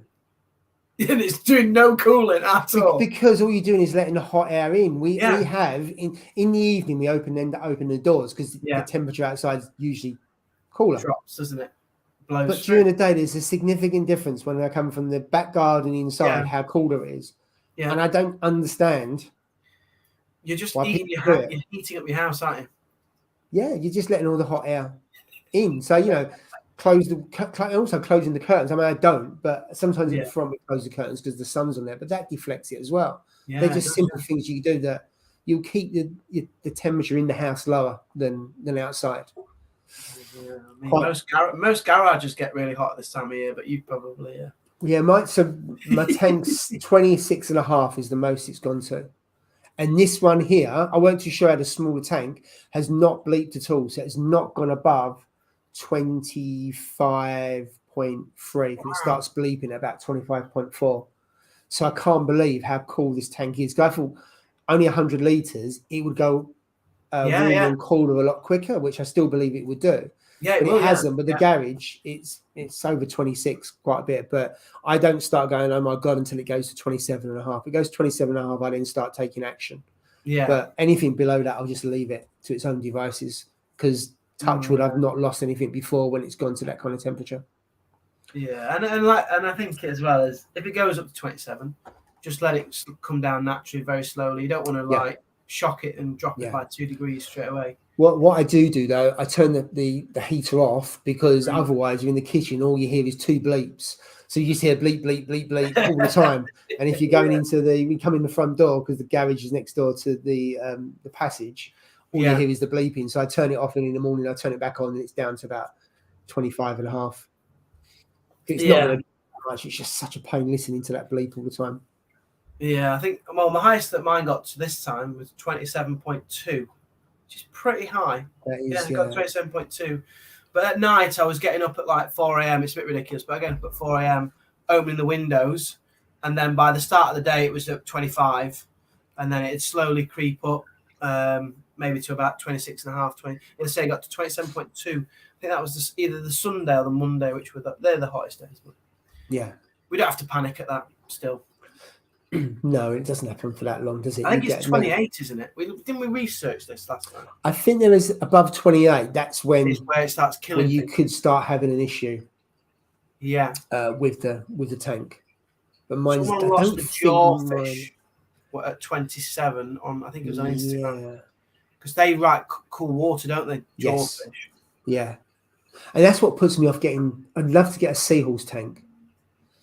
They tend to have. I think you keep that temperature about 24-ish. You have it cooler than a normal reef tank, and they don't do well with temperature shifts. So I don't know what kind of temperature. If you go above, they don't like it. But I know you usually run it, and so I'd have to then think about getting potentially a chiller. Or do something. And I don't really want to do it. Whereas I know these tanks get 27.5. Which isn't going to happen. It might happen 2 or 3 times a year. Yeah, we don't have too many really hot periods doing. But even last year when we was hitting 33 degrees, my tank was not above the 27.5. I think a couple of times I had to put some freezer bottles in and things like that just to stop it. But an air conditioning unit, that's the one, isn't it, really? But I think I'd get an aircon unit rather than a chiller because I think probably it's just as expensive and you might as well chill the whole room and you'll get the benefit rather than just a tank. Yes, the tank, absolutely, yeah. So just a couple of comments here. Quite a few comments. I don't know. Yeah, my tank's sitting at 27 at the moment. Yeah, it's fine. That is. It'll come down. It'll come down overnight. That won't it? Yeah, I have actually dropped my minimum temperature. So my minimum was 25.3, and now I've dropped it to 25, just because I want it to go a bit lower. So that at the start of the day, it's actually got a bit more to. Oh, really? I always run mine at 25 anyway, and I don't adjust it. I know I've seen some people say, well, actually take it up higher. So they, over the summer months, they increase it to like 25 and a half or to 26. So therefore it stays that level. I've always kept mine at 25. 25. I read that 25.5. I think between 25 and 26. I don't know if there is an optimum level. I've always just run them at 25. I don't know why. Yeah. Well, it's cheaper probably as well because you're using. Yeah. Because you're having it slightly cooler, aren't you? Yeah, that's a fair comment there by John. Better to get a portable air conditioner. I absolutely. Agree. Yeah, so you'll get the benefit of. The only issue with them, though, because obviously if you want to use it when you're on holiday, if you go away and it's a hot period here, you can't really do that because obviously you got to have the pipe going out the window. You can't just leave your window with a pipe hanging out of it whilst you're on holiday. You know what I mean? True. So yeah, it works unless you go away on a holiday in a hot period here. Yeah. And then what do you do? Yeah. No, I know what you mean. 26 is the right temperature. There you go. Here's a debate. Here you go. Yeah. The debate is open. Yeah, I read it was 25.5, but I don't know. I've just run them at 25, and I don't know why I've done 25, but the tanks have done okay. But like anything, you can run your nitrates at different levels and everything else. But yeah, that's it. So then Ian's asking about how do you keep the butler cool in the garage? He splashes water on his face. Absolutely. The luxury garage. I'm sure you got air conditioning in there anyway. No, I haven't. No, I'm surprised, given the sun is on the garage door for most of the day because it's south facing. Well, haven't you got a hose pipe ban now? You can't even. They'll probably stop you doing water changes down there soon because. No, I think down in I know Sussex have, and I think but Essex haven't. Essex. I think we're okay. Not that I've seen anything. For now. Yeah. Give it another week and. Well, I haven't had any rain. There was even at Stratford, which East London, which isn't far from us. We heard some thunder here the other day, and we didn't have a drop of rain. Yet there was a torrential downpour, and the roads were flooded, and everything else in Stratford. And that's 5 miles away, maybe 7 or 8, something not far away. But I know a lot of places have had flash floods, haven't they? They have. Yeah. We had quite big storms Tuesday night here in Midlands. Yeah. Good comment here. Go away in the winter, Joe. There you go. There's the answer to your question. What? Where to? Well, I do fancy Norway and Iceland, but in the summer you tend to go. Like I've got to go away in the school holidays as well, so they're very limited. There's not many of them. I tell you, if Ross was here, he'd be chewing a bit. I work harder than Ross. He's always at home every time I message him. Yeah. Right, what else? We've got some other comments. Has anybody used one of them Dyson fans? I'd be interested to know how good they are. You know, the Dyson, whatever they're called. You got the air purifier, haven't we? So there's the cooling one as well, isn't there? Yeah, we've got one of those. It's all right, but we've just moved from the front of the house to the back of the house, changed bedrooms. Yeah, it's so much cooler in the back. It's lovely. So our youngest, who's now moved to the front of the house, He's cooking, so he's got that on, so it seems okay. But actually, the back of the house, with the window open, it's a game changer. So cool at night. He's waking up with beads of sweat down his brow. Yeah, he's splashing water on his face. But you've got the does it? Can you feel the cool air? Does it make a difference to the air? Yeah, it's not as good as an air conditioning unit. Oh right, okay, right. But it's okay. That's what I want to know. But it's okay. I mean, does it blow a little bit of cold air around? It doesn't make a difference. Yeah, it's all right, but it's not good as an aircon unit, I would say. Right, okay. That's what I want to know. Because they're not cheap either. They're about the same. In fact, I think they're slightly dearer than an aircon. About 500 quid. Yeah, they do the hot air, the cold air, and the purifier as well. So they're all right. But the thing that puts me off, like you say, the aircon unit, the portable one, is the fact you've got to put the hose out the door. Hanging out the window, and it's and then you've got to buy a seal. There's like a bag that you can put on your window, isn't there? You can put through, or just looks like a bit of a faff, doesn't it? It's the only thing that puts me off. Yeah, absolutely.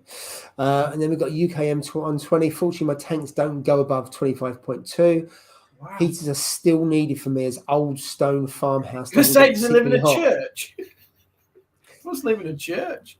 So not enjoying the pain for electric. So you basically use the electric heaters all year round. His heaters are on all the time. He must be like Steve. He must go through quite a few heaters. So child abuse. He's in his 20s. It's his choice. He's gone to a bigger bedroom. So my eldest moved out, so we had a bit of a swap around. But yeah, that's his choice. Well, he's in his choice now. The only bedrooms he's got is a choice of in the front of the house or in the front of the house. So take his pick. Yeah. So he's gone for in the front of the house. It's a bigger room. Cheaper rates there for rent. Oh, I tell you what, trying to get rent out of this, it's a nightmare. It really is. You never have any money when you're young, though, do you? Just enjoying life. That is true. Right. So back to citric acid, 25 grams per litre. That's 3/4 of a cup to a gallon. I get it, but what size cup? Well, a standard cup, I guess. Like. Is that right? Is there a standard cup size? Well, I don't know. Because you can actually get measuring things that say yeah, cups you can. Now, yeah. But what's a standard cup size? Well, if it's a Yorkshire tea one, I want it nice and big because I don't have to fill it up all the time. Exactly. So that would be slightly more. Well, it'd still be 3/4 of a cup, wouldn't it? Compared to the smaller one. But well, yeah. I think he means use the official cup measurers that you can get. You think so? Maybe. Yeah, I know tech as well. Is what he means. Okay. Right, a couple of suggestions there. Paul, try the J-Cod 1200 pump. If you want a quiet skimmer, go for the Tunzi 9001. No, he's upgraded them all. I used to have the 9. Oh yeah, I used to have the 9. I'll come back to the 9004. So that's what's that? 500. Yeah. So is that smaller? Because I think these ones are 900. Yeah, I think this one is small. Yeah, but remember when I got this? I got this free, didn't I? Because I won the raffle at and I got that with was it £50 with the voucher from AAC? Yeah, yeah. And he didn't have the 900. He only had the 500. I thought, well, it's only a spare one. Yeah, so it'll keep it going, won't it? I mean, I've not opened it up or anything, but what kind of size is it? Let's have a look. It's obviously it must be quite small. Here we go. I say I've never had to use it yet because it's just a spare in case the other one goes down. Yeah, it is small. So I'm assuming that would fit. That looks quite smaller than a cup. That looks quite chunky. What, 3/4 of a cup? I'd say 3/4 of a cup. That. What can I measure it against that you'd know? I don't know. Well, the question is, would it fit in the sump? Oh yeah, definitely. Yeah, it's definitely fit down that gap. Have you tried? No, but I'm not gonna try it now because I don't want to get salt water all over it. No, I'm not using it. But yeah, it definitely will. Easy. Just offer it up. That's just because I might go and get one. Up. Yeah. Oh, it's gonna get lost in there. It's that big. It's that small. It's that small, yeah, right? Easily fit. You'd easily get a much bigger one than that. Cool. Yeah, easily fits that. So yeah, good option. Maybe a good option, but as I say, I don't know how noisy this is because I've never had it on. Yeah, I've heard they're quite quiet. Now, the Tunzi skimmer, I used to, my very first skimmer, so I had my first tank, I upgraded the skimmer to the 9004. Brilliant skimmer, really, really quiet. I'm not sure that would fit in the back because you've got the power unit, haven't you? I'd have to remove the power unit, I think, to get that skimmer into that. But I mean, it's a good choice of skimmer. Both the 9001 and the 4 are good skimmers. Ooh, the little controller as well. Like you can't control ours; it's just on or off. But this one's got a little, little intensity thing. That's good. So yeah, I might change it over for that because I just want it quieter. I can't believe a tank that's 100 litres. It's definitely good because I got it free. Well, yeah, it can be noisier than a 450 litre tank, but there we go. So John said, I find the tank temperature goes highest in the evening. Yeah. Quite often it'll be pretty static all day, and all of a sudden around a bit earlier, maybe about 7 o'clock in the evening, 8 o'clock, the temperature will start to rise. Maybe it gets a bit more humid out. I don't know. Overnight, mine goes up for some reason. Like, so I does go it? to bed, it'll be like 25, Yeah. and I wake up and it's 26 overnight. And no, I find it cools down overnight. Yeah. Maybe I should. I don't leave the windows wide open. That's probably why. Overnight. Yeah. Right. Let's see what else we've got going on. I bought a micro chiller from eBay a few years ago. Great bit of kit. Not as bad as Steve with his heaters. That's a fair point. The Dork. The Reef Dork is in the house. Standard cup side is 34C. Thank you very much. So is that milliliters? 34. Are you sure that's not average in the UK? Certainly not. That's not standard cup size. Are you an expert on cup sizing, Joe? Not really, but I wouldn't say it was C in the UK. Wouldn't you? No. I don't want to go too much into this discussion. You're going down a rabbit hole there. Yeah, it's a bit of a. Yeah. I don't want to. Yeah, I don't know, but right. It might be. I don't know. Obviously, Alex has Googled that, so maybe he's right. So you're going to Google it in a minute, aren't you? Other people, as we speak, are now Googling. And who was it? Who was asking about citric acid? Was that? Oh, I can't remember. Gone to find his wife's bra, hasn't he? Yeah. Measure it out in there. Yeah. I need a. What are you doing? So it's 3/4 of a C cup. Is that what we're saying? He's there with his wife's bra. Oh dear. What are you doing? Right. Excellent, Alex. Thank you for that. There we go. Moving on. So Eheim 1000 looks like a good solution. So yeah, they're really small pumps because I've got an Eheim that I use for water changes. You do like your Eheim stuff, don't you, Paul? I do. Eheim heaters. So they're the good old fashioned glass heaters that have got a thermostat on them, so you've got a bit of redundancy. Yeah. On them, and it's not broken. Don't fix it. And the old stuff can be good. I've still got it. I still use. Well, I used one of them for about 6 years until I closed down the tank, and I still use it to heat up the water in there when I'm doing a water change. That's it. They don't make stuff like they used to do. That's it. They don't make stuff like these kids who throw things away every 12 months. Yeah, can always be fixed. They don't fix anything nowadays.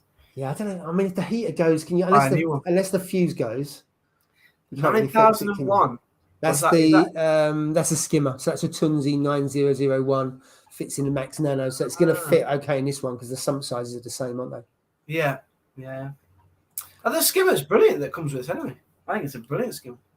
It skims really, really well. Yeah, it's really good. I just think it's not as silent as I would like it. No. That's why I run it overnight. But to be fair, but there's reassurance in hearing it as well, though. I'd rather not, though. Know that it's on and it's working. No, I like a skimmer that's really silent. So the other skimmers I've got a Nile skimmer and a Deltec 400. They're both silent skimmers. Yeah, which is really good. When you get a bigger tank, you buy kit. No, you do the kit you buy. I think it's a lot quieter. Well, yeah. It's supposed to be easier. A number of people said that. So much easier getting a bigger tank. Get a bigger tank. It's so much easier.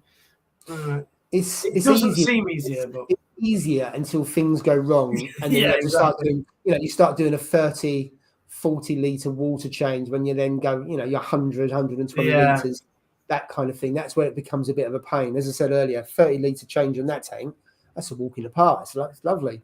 Yeah. 3 buckets in, 3 buckets out, you're sorted. Or so out first rather than in as you flood it. But yeah, you get the gist of it, don't you? Yeah, when a water change becomes less enjoyable when you've got so much water to change. Yeah, it's a bit of a nightmare. Yeah, that's why I see people with bigger tanks start to automate it. Makes perfect sense. Yeah. But there we go. 1500 went in mine with ease, but swiped out for the 1200 J-Bo. Sorry, that's my cup size.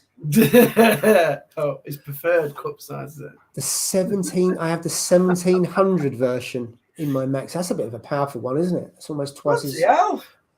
That's some serious. Is that mean 1700 litres an hour? Yeah.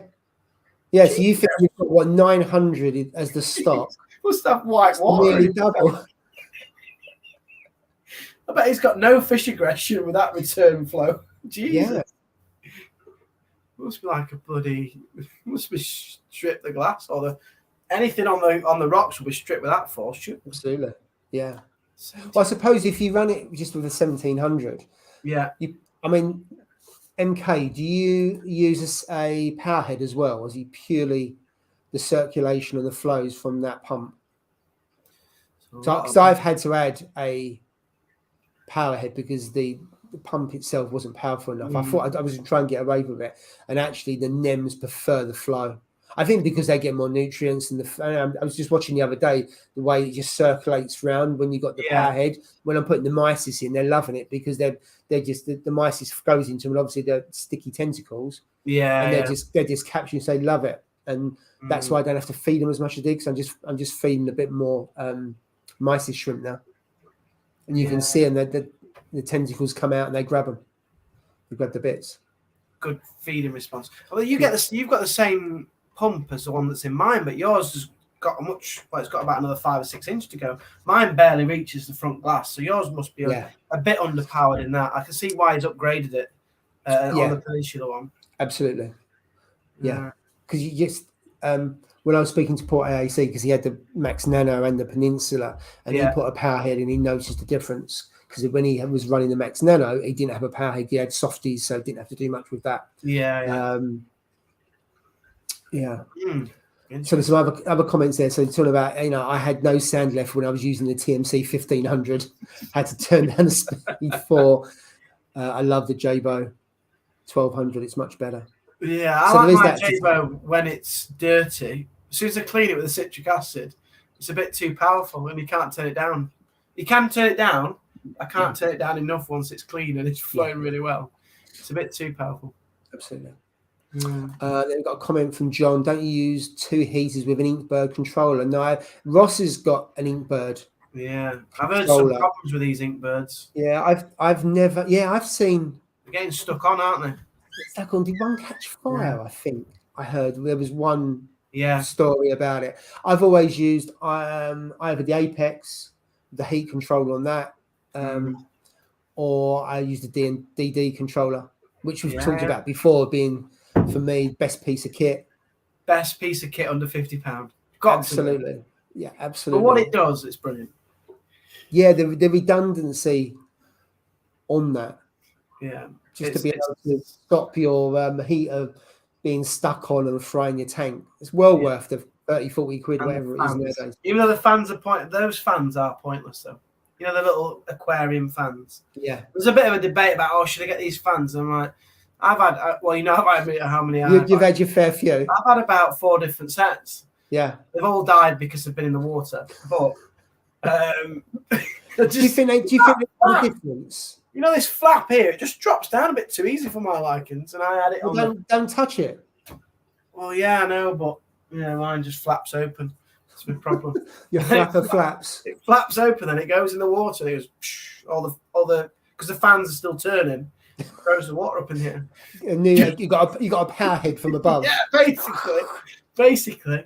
But anyway, it changed it by about half a degree, and the fact is, when you've got when you've got a seriously hot tank, half a degree is not going to be enough.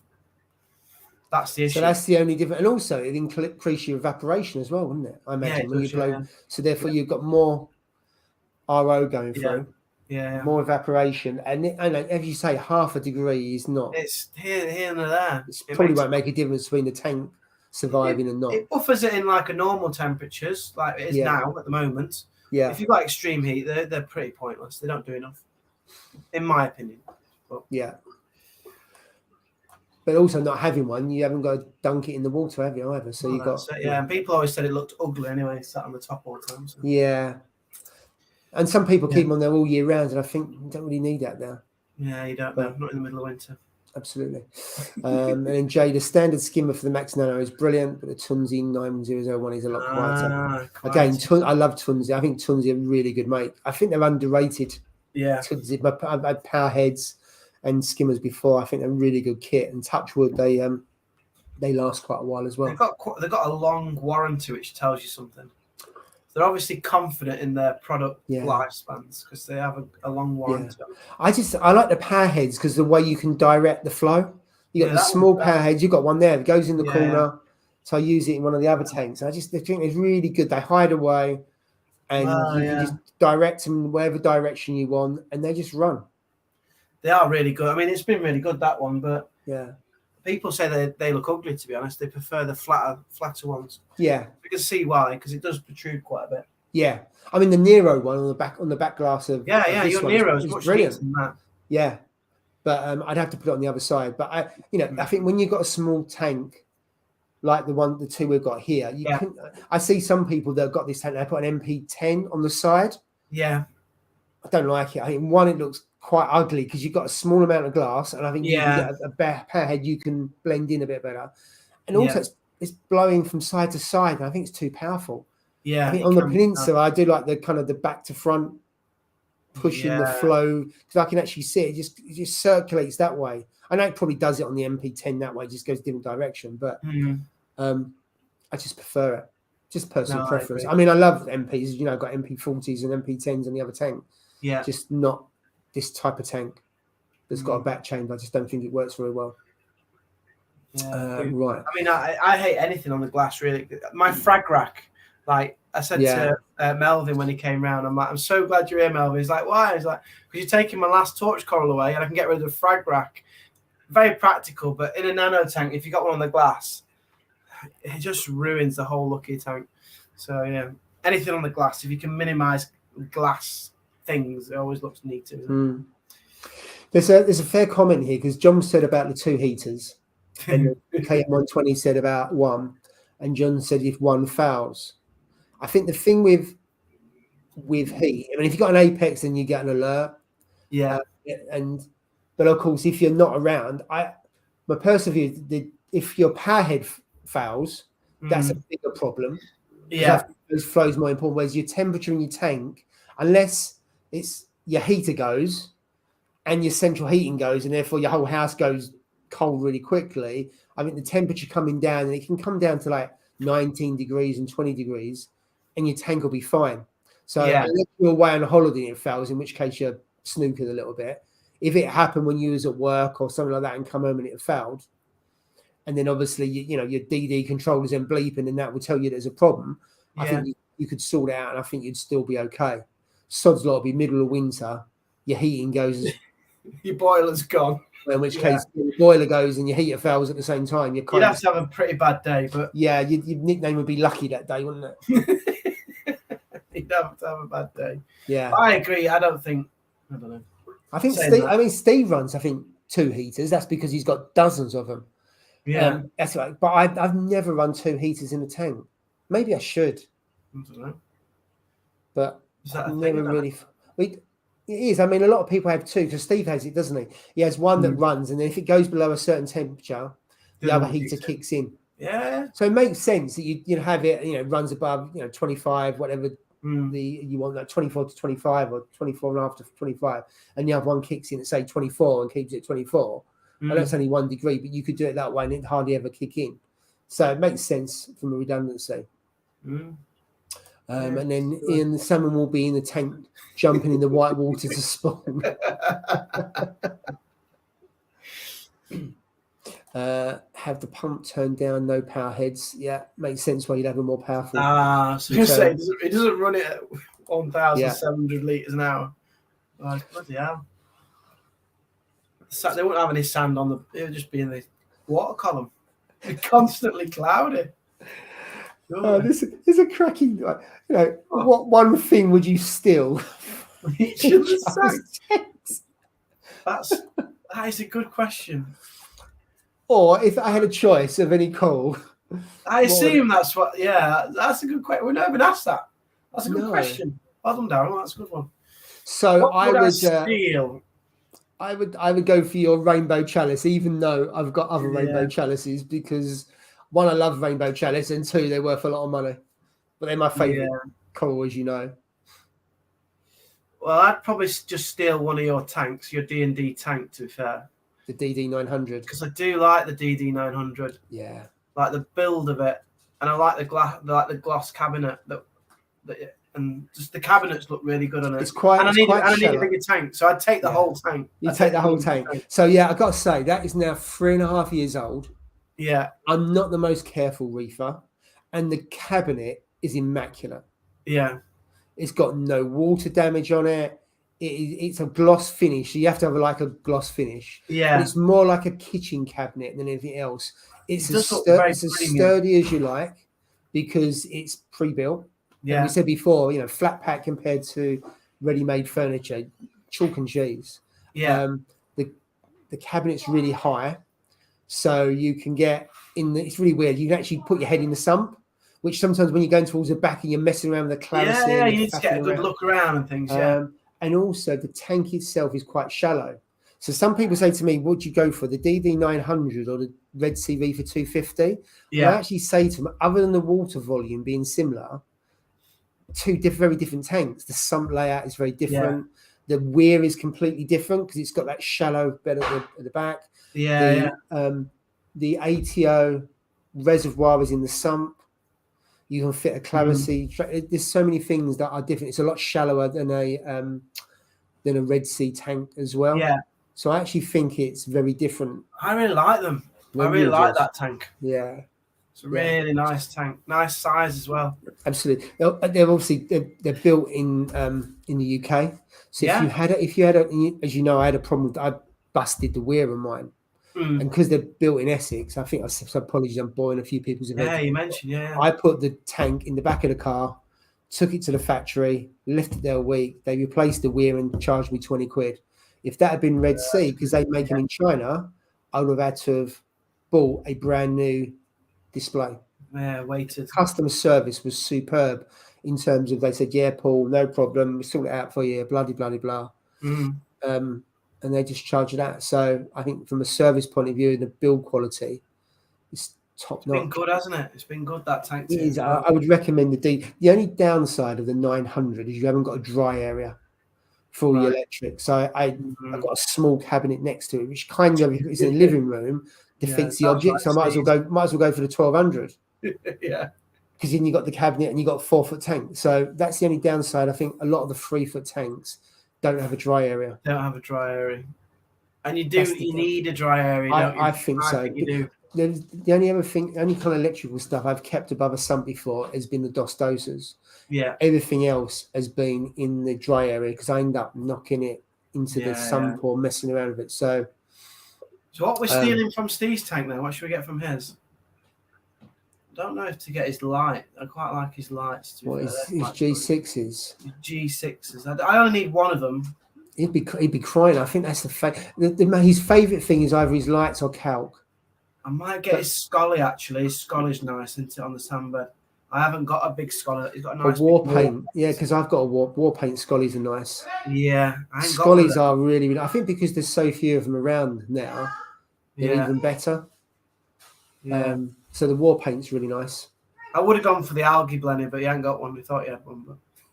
Yeah. Algae blender.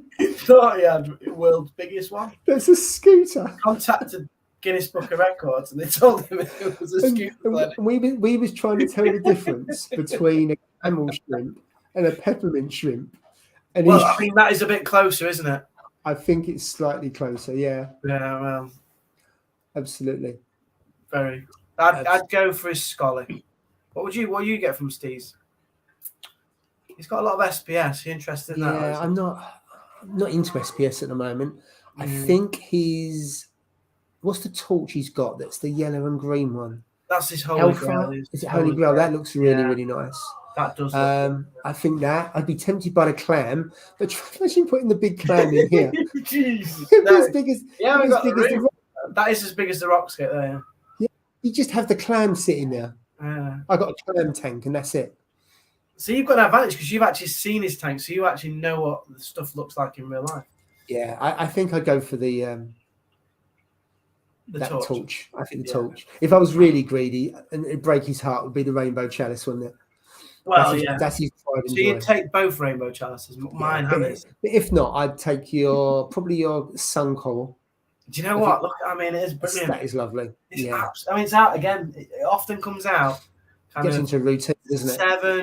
7:30 to 10:11. It's an evening feeder, but it's just unbelievable. I mean, look how bright it is. I know. It makes everything else look dull. And this is like whitish lights now here. Yeah. Because I make them whiter for the video just so people can actually see it. Otherwise you just got a tint of blue, doesn't it? Yeah. Yeah, it's horrible. Yeah. Right. So some other comments here. Got the ink bird fry my mate's tank. I've got the Wi-Fi one for 2 heaters and another for switching on the fans. Yeah. Can't afford to have my heating on. Just hugs the tank.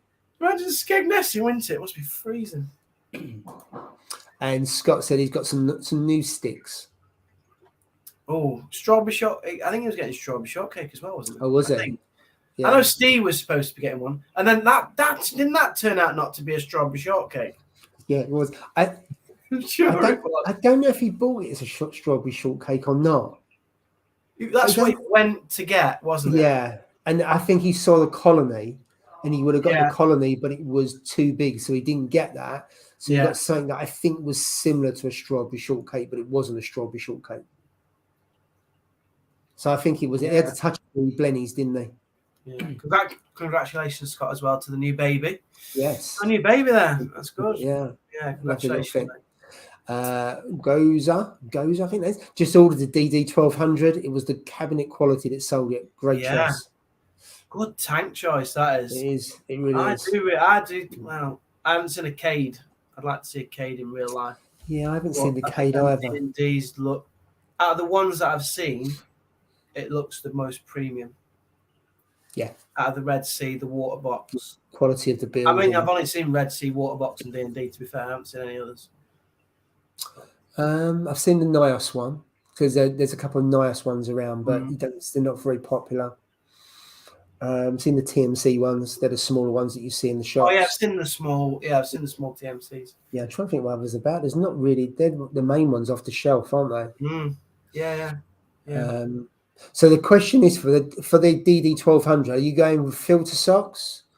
Are you going with a roller filter? Because the beauty about the DD one, you can just slot the roller, the clarity just slots in. You haven't got to adjust the sum or anything else. You just it is plug and play, which was the appeal. I think the way is the tram. So he's missed the bus. He's still on the tram. Maybe he got the tram and he should have got the. I mean, the tram doesn't go past his house, surely. I've got no idea. Who knows? His life. Maybe he did. Maybe he did go to the. Maybe he went to the Manchester Arena. Maybe he did go there to get some autographs. Maybe. That's a fair point. Maybe I'll lose the Red Sea sponsor. By plugging DD. Well, we've spotted that you are sponsored by Red Sea. You're on their official website. You've got to be sponsored. I know. Do you know what? It's just, you're not getting anything for that. They didn't even ask me. I'm sure they've got to ask you by law if they want to use your video. I don't know, but they're using that video. I know, yeah. The first video, the setup ones. It's only when I missed it when you sent it through to me, to be fair. I had a touch of you, missing all the chat. And then when you sent it, I went back and saw, it is on there. So you got Paul from AAC, his one's on there. So, I mean, brilliant company because his tank's on there. Brilliant. And then you've got my setup. Then there's you, and then there's the official video. Yeah, and to be fair, there were some things that I said I wasn't overly keen about, which was the RO unit. Yeah. 2 litres, weren't too fussed about that. Skimmer, weren't too sure about how that was and would I need a power head. So it was basically a first impression video. I need to do an update actually because what's it like after 10 months? Well, a year or I'll do the 12 months just to see how it's see what it's like. Right. Yeah, you're right. Ian is blowing his Red Sea sponsor. He's only just got it as well. I know. Before I've abused it, I've lost it. That's it, yeah. He's bubble coral. You don't want that bubble. That's like a weed. It's huge, and you can't frag it because it's not a branching one. You can't frag it. So line him up, telling him he needs to get rid of it. I'll steal his lawnmower. Good luck with that one. I'll steal his bus. Public transport in Manchester's shot, isn't it? That's the problem. Don't know who's running that show. Did you get a sea fern from Love to Reef? No, I did look at that, and I did see some of the frags. You see the small ones, but they were in sea the fans, display, yeah. weren't they? I don't know if They were weren't for sale, were they? No, I'll let you know when they are. Yeah, let me know when they are. They looked a bit small though. I'd like a bigger one than what it was. It was like tiny. Yeah. I want to put it as a backdrop a bit. But you can't really, can you? You put it on the floor, you won't see it for years. Well, that's what I mean. It was a bit too small, that was. Yeah. I don't know where you can get them from. And Darren's saying an Indo shortcake, I think he got, as I got the same one on the day from AAC. Indo shortcake, yeah. So what? Yeah, he wanted a strawberry shortcake, but obviously he's got an Indo one. Yeah. I don't know what the difference is. Nor do I. I don't have my heating hot water on. I do have an electric shower though. I think we're gonna have to have a whip round for John. I know. Sounds like he spends too much on his tank and not enough on his house. Yeah. And then goes those in the hobby. I know. I've got filter socks to start with. The setup cost me a kidney, so maybe move over to a Clarity. That's fair point. And let's face it, you're going to lose your own other kidney when you start putting stock in there. Yeah, yeah. So has he got this? Has he just bought it? He needs to go to that frag swap in Peterborough and get some free corals. It's not a frag swap. It's you got people sell it. I don't think there's a frag swap there, but you is it a sale? No, it's a frag sale. Oh, right. Not a frag swap. If you can go somewhere where there's a frag swap, yeah, much more. And then you've got coals. I mean, there was no coals. There wasn't supposed to be any coals to give away at Love to Reef, but there was actually loads being given away. There was loads. People saying, "Yeah, I've got this to give away," and blah blah blah. What we didn't want is loads of coals in there. And then people take your pick because it was just too much hassle to organise. But in the end, there was about 15 coals left, and people just come and took them, which was great. People didn't collect. There were swaps, and and out of all the tickets are sold, there was only 2 people that didn't turn up, which I thought was amazing. So in the end, we sold 100. I sold 117 tickets. They must be rich. 17 quid, and they didn't turn up. I'm trying to think about how many people did turn up. And of course, as usual, you bloody said 17 quid. I just like to moan about everything. I know you do. Anything's too expensive to me. So only 2 people didn't turn up. And I think they might have been there. I need to message them because I think they were there and we didn't tick them off. But I don't know. I reckon they would have been there. So anyway, so there was loads of coals left. So you can find somewhere where there's a frag swap or something like that. Yeah. Some people have them locally. Some people locally give coals away. Every little helps. Absolutely. There we go. Right, so there we go. There's a strawberry shortcake. I'm not going to pronounce the science. He's confused because it was sold under a different name called Devil's Shortcake. It's just another American name. So he's got Devil's Shortcake, not Strawberry Shortcake. Yeah. So remember Devil's that. Shortcake, I'm assuming it's red. I don't know. I'm assuming Strawberry it is. Shortcake is pink, isn't it? Is it pink? Red and is it red, pinky green? I'm not too sure. I never had one. Got some green on it, as well. I think. Yeah. Right, a couple of comments. He's not having a good time with his identification, is he? No, he's not. Yeah, we'll be scooter blaming, lawnmower blaming, trams, buses. We should do a little quiz next week. Right, Steve. Round 1. What's this? Is it a lawnmower blenny or a scooter blenny? Tell you what, if I could Photoshop and put it into it, you say, can you identify these 2 fish? Let's if do we could that do that, let's do quite that. Good, wouldn't it? Yeah, let's do it. There you go. Has Jay still got his Gorgonian? Yeah, it's over here still. I don't know if you can see it. Yeah, it's there. Look, just about to see in the background. Has it grown much? Not grown much, really. No, it's not really grown much, but it hasn't. Yeah, it's happy. It's got pollen. The only thing with it is if I ever get a bit of algae floating around, it sticks to it. So I have to kind of get it off. It's a bit of a algae catcher if there is any algae floating about. But yeah, it's lovely. I absolutely love Gorgonians. They're nice and they're a bit different, aren't they? MPS tanks. I do really like the look of them. Yeah. I prefer one of those to like an SPS one, I would. Yeah, and I think with the Gorgonians that are MPS, they're the ones that there's some really lovely ones. You get a red stem and you get the white polyps, and they just look absolutely fantastic. And of course, they'll be out all the time. You haven't got to worry about the lighting you have. In fact, you'd probably go with white light on those. But yeah, I've got to say, they're the Gorgonian I would like, but it's an MPS. And if unless you have an MPS tank, I think it's quite difficult to look after those. They're quite. Is it that? Is it the blue? It looks like a blue tree. You see that? Yeah, I've seen that one as well. Yeah. Oh, God, that was amazing. Yeah. But apparently you have to feed them lots, don't you? It's hard to control the nutrient levels and stuff. And yeah, I'd love an MPS tank, but I think also they're quite hard to get. You probably have to put special orders in to get it because they're expert. You see many, do you? No, I mean Paul gets. I mean obviously Paul ordered that sun coal for you, and he orders some MPS for a guy called Neil. I talked about last week who's got an MPS tank, but. Neil struggles to find MPS coals. They have to just be on special order because LFS don't want them either because they have to treat them differently and they take more feeding and more care. So they're quite often special order. What are you doing now? Just trying to show you the sun coral again. Okay. There you go. Look how happy it is. Look. I know it's lovely. I can't zoom in. It's a bit annoying. No, you can see it really well. Yeah, it's a lovely shape, isn't it?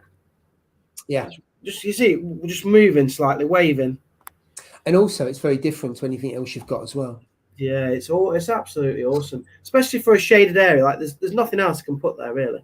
No, I mean actually we always say the chalice always stands out and looks really bright. It looks really dull compared to that sun coral. Yeah, I mean it is a little bit duller because I don't know. I say I was having a bit of problem with my colours and stuff. Yeah, but that sun coral is just absolutely. Lovely, isn't it? Yeah, it's something else. And I only found out about them about 2 or 3 weeks before Love to Reef. Yeah. But yeah, amazing. Absolutely love it. It could be my new favourite. I think so. I think it probably is. Well, it's different and colourful, isn't it? So what more could you want? Yeah. Not many people have sun corals. You don't see many people that have them. No, I just love the shape, the spiny shape of it. Awesome shape, like a thistle. It's like a thistle. The thistles look nice, don't they? The one. Okay. Right. What other comments have we got here? So I donated a kidney to anything. It's obviously been drinking too much. Ian could buy a house for £17. Don't encourage Jay. Whatever you do, don't encourage it. Exactly. Yeah. I wish Jay gave his coals away. I'd love to. Yeah, sorry, mate. You had to pay for it, didn't you, mate? Sorry. I haven't got any money well spent. I'm not like Steve. Steve's just got bits just falling off down the back. The thing is, he can just snip the SPS and they grow back in no time. Yeah. An SPS is a lot cheaper than LPS, and LPS is expensive. It depends. You can get. I mean, I don't know how much. You get a Walt Disney Acro, and they used to be. I think they still about 120, 150 quid for just a really small, about an inch. So you can get really expensive SPS, to be fair. But yeah, please don't do this. Yeah, that would be funny, wouldn't it? It would be good. It would be we can all join in, like, what's this? And we give like a couple of choices. What it will be, everyone will be sitting back laughing at Steve when he gets it wrong. So the participation will be via laughter and calling him out and insulting him in the comments. This is tune in next week for the big quiz. Absolutely. And then John but he's hosting, so we can't do it if he's hosting. No, but we can share. Oh, screen share. So what we can do is say, right, I'm gonna put some stuff, Steve. Just bear with us. We're gonna run this little quiz. Blah blah blah blah. Can you just I'm gonna put something on the screen. Can you just present it, and we'll just go from there. He'll notice. That'll be good. Oh, well, it looks like the fun fest is over for the week, guys and girls. Hope you have a spot on week. Yeah, absolutely, John. Oh, we are. We're spot on 10 o'clock. Wow, that's gone quick. Thank you very much for everyone joining. Thank you, Jay. I don't know where Steve is. We'll let you know if he's still on the tram or whether he's made it home. Who knows where he is? Or he could be outside the back door, the stage door at the arena, couldn't he? A very informative and educational night as always. Yes. Thank you very much. Yeah. Have a great weekend, whatever you do, guys, and we'll see you next Friday. Yeah. Take care, everybody. See you next Friday. See ya.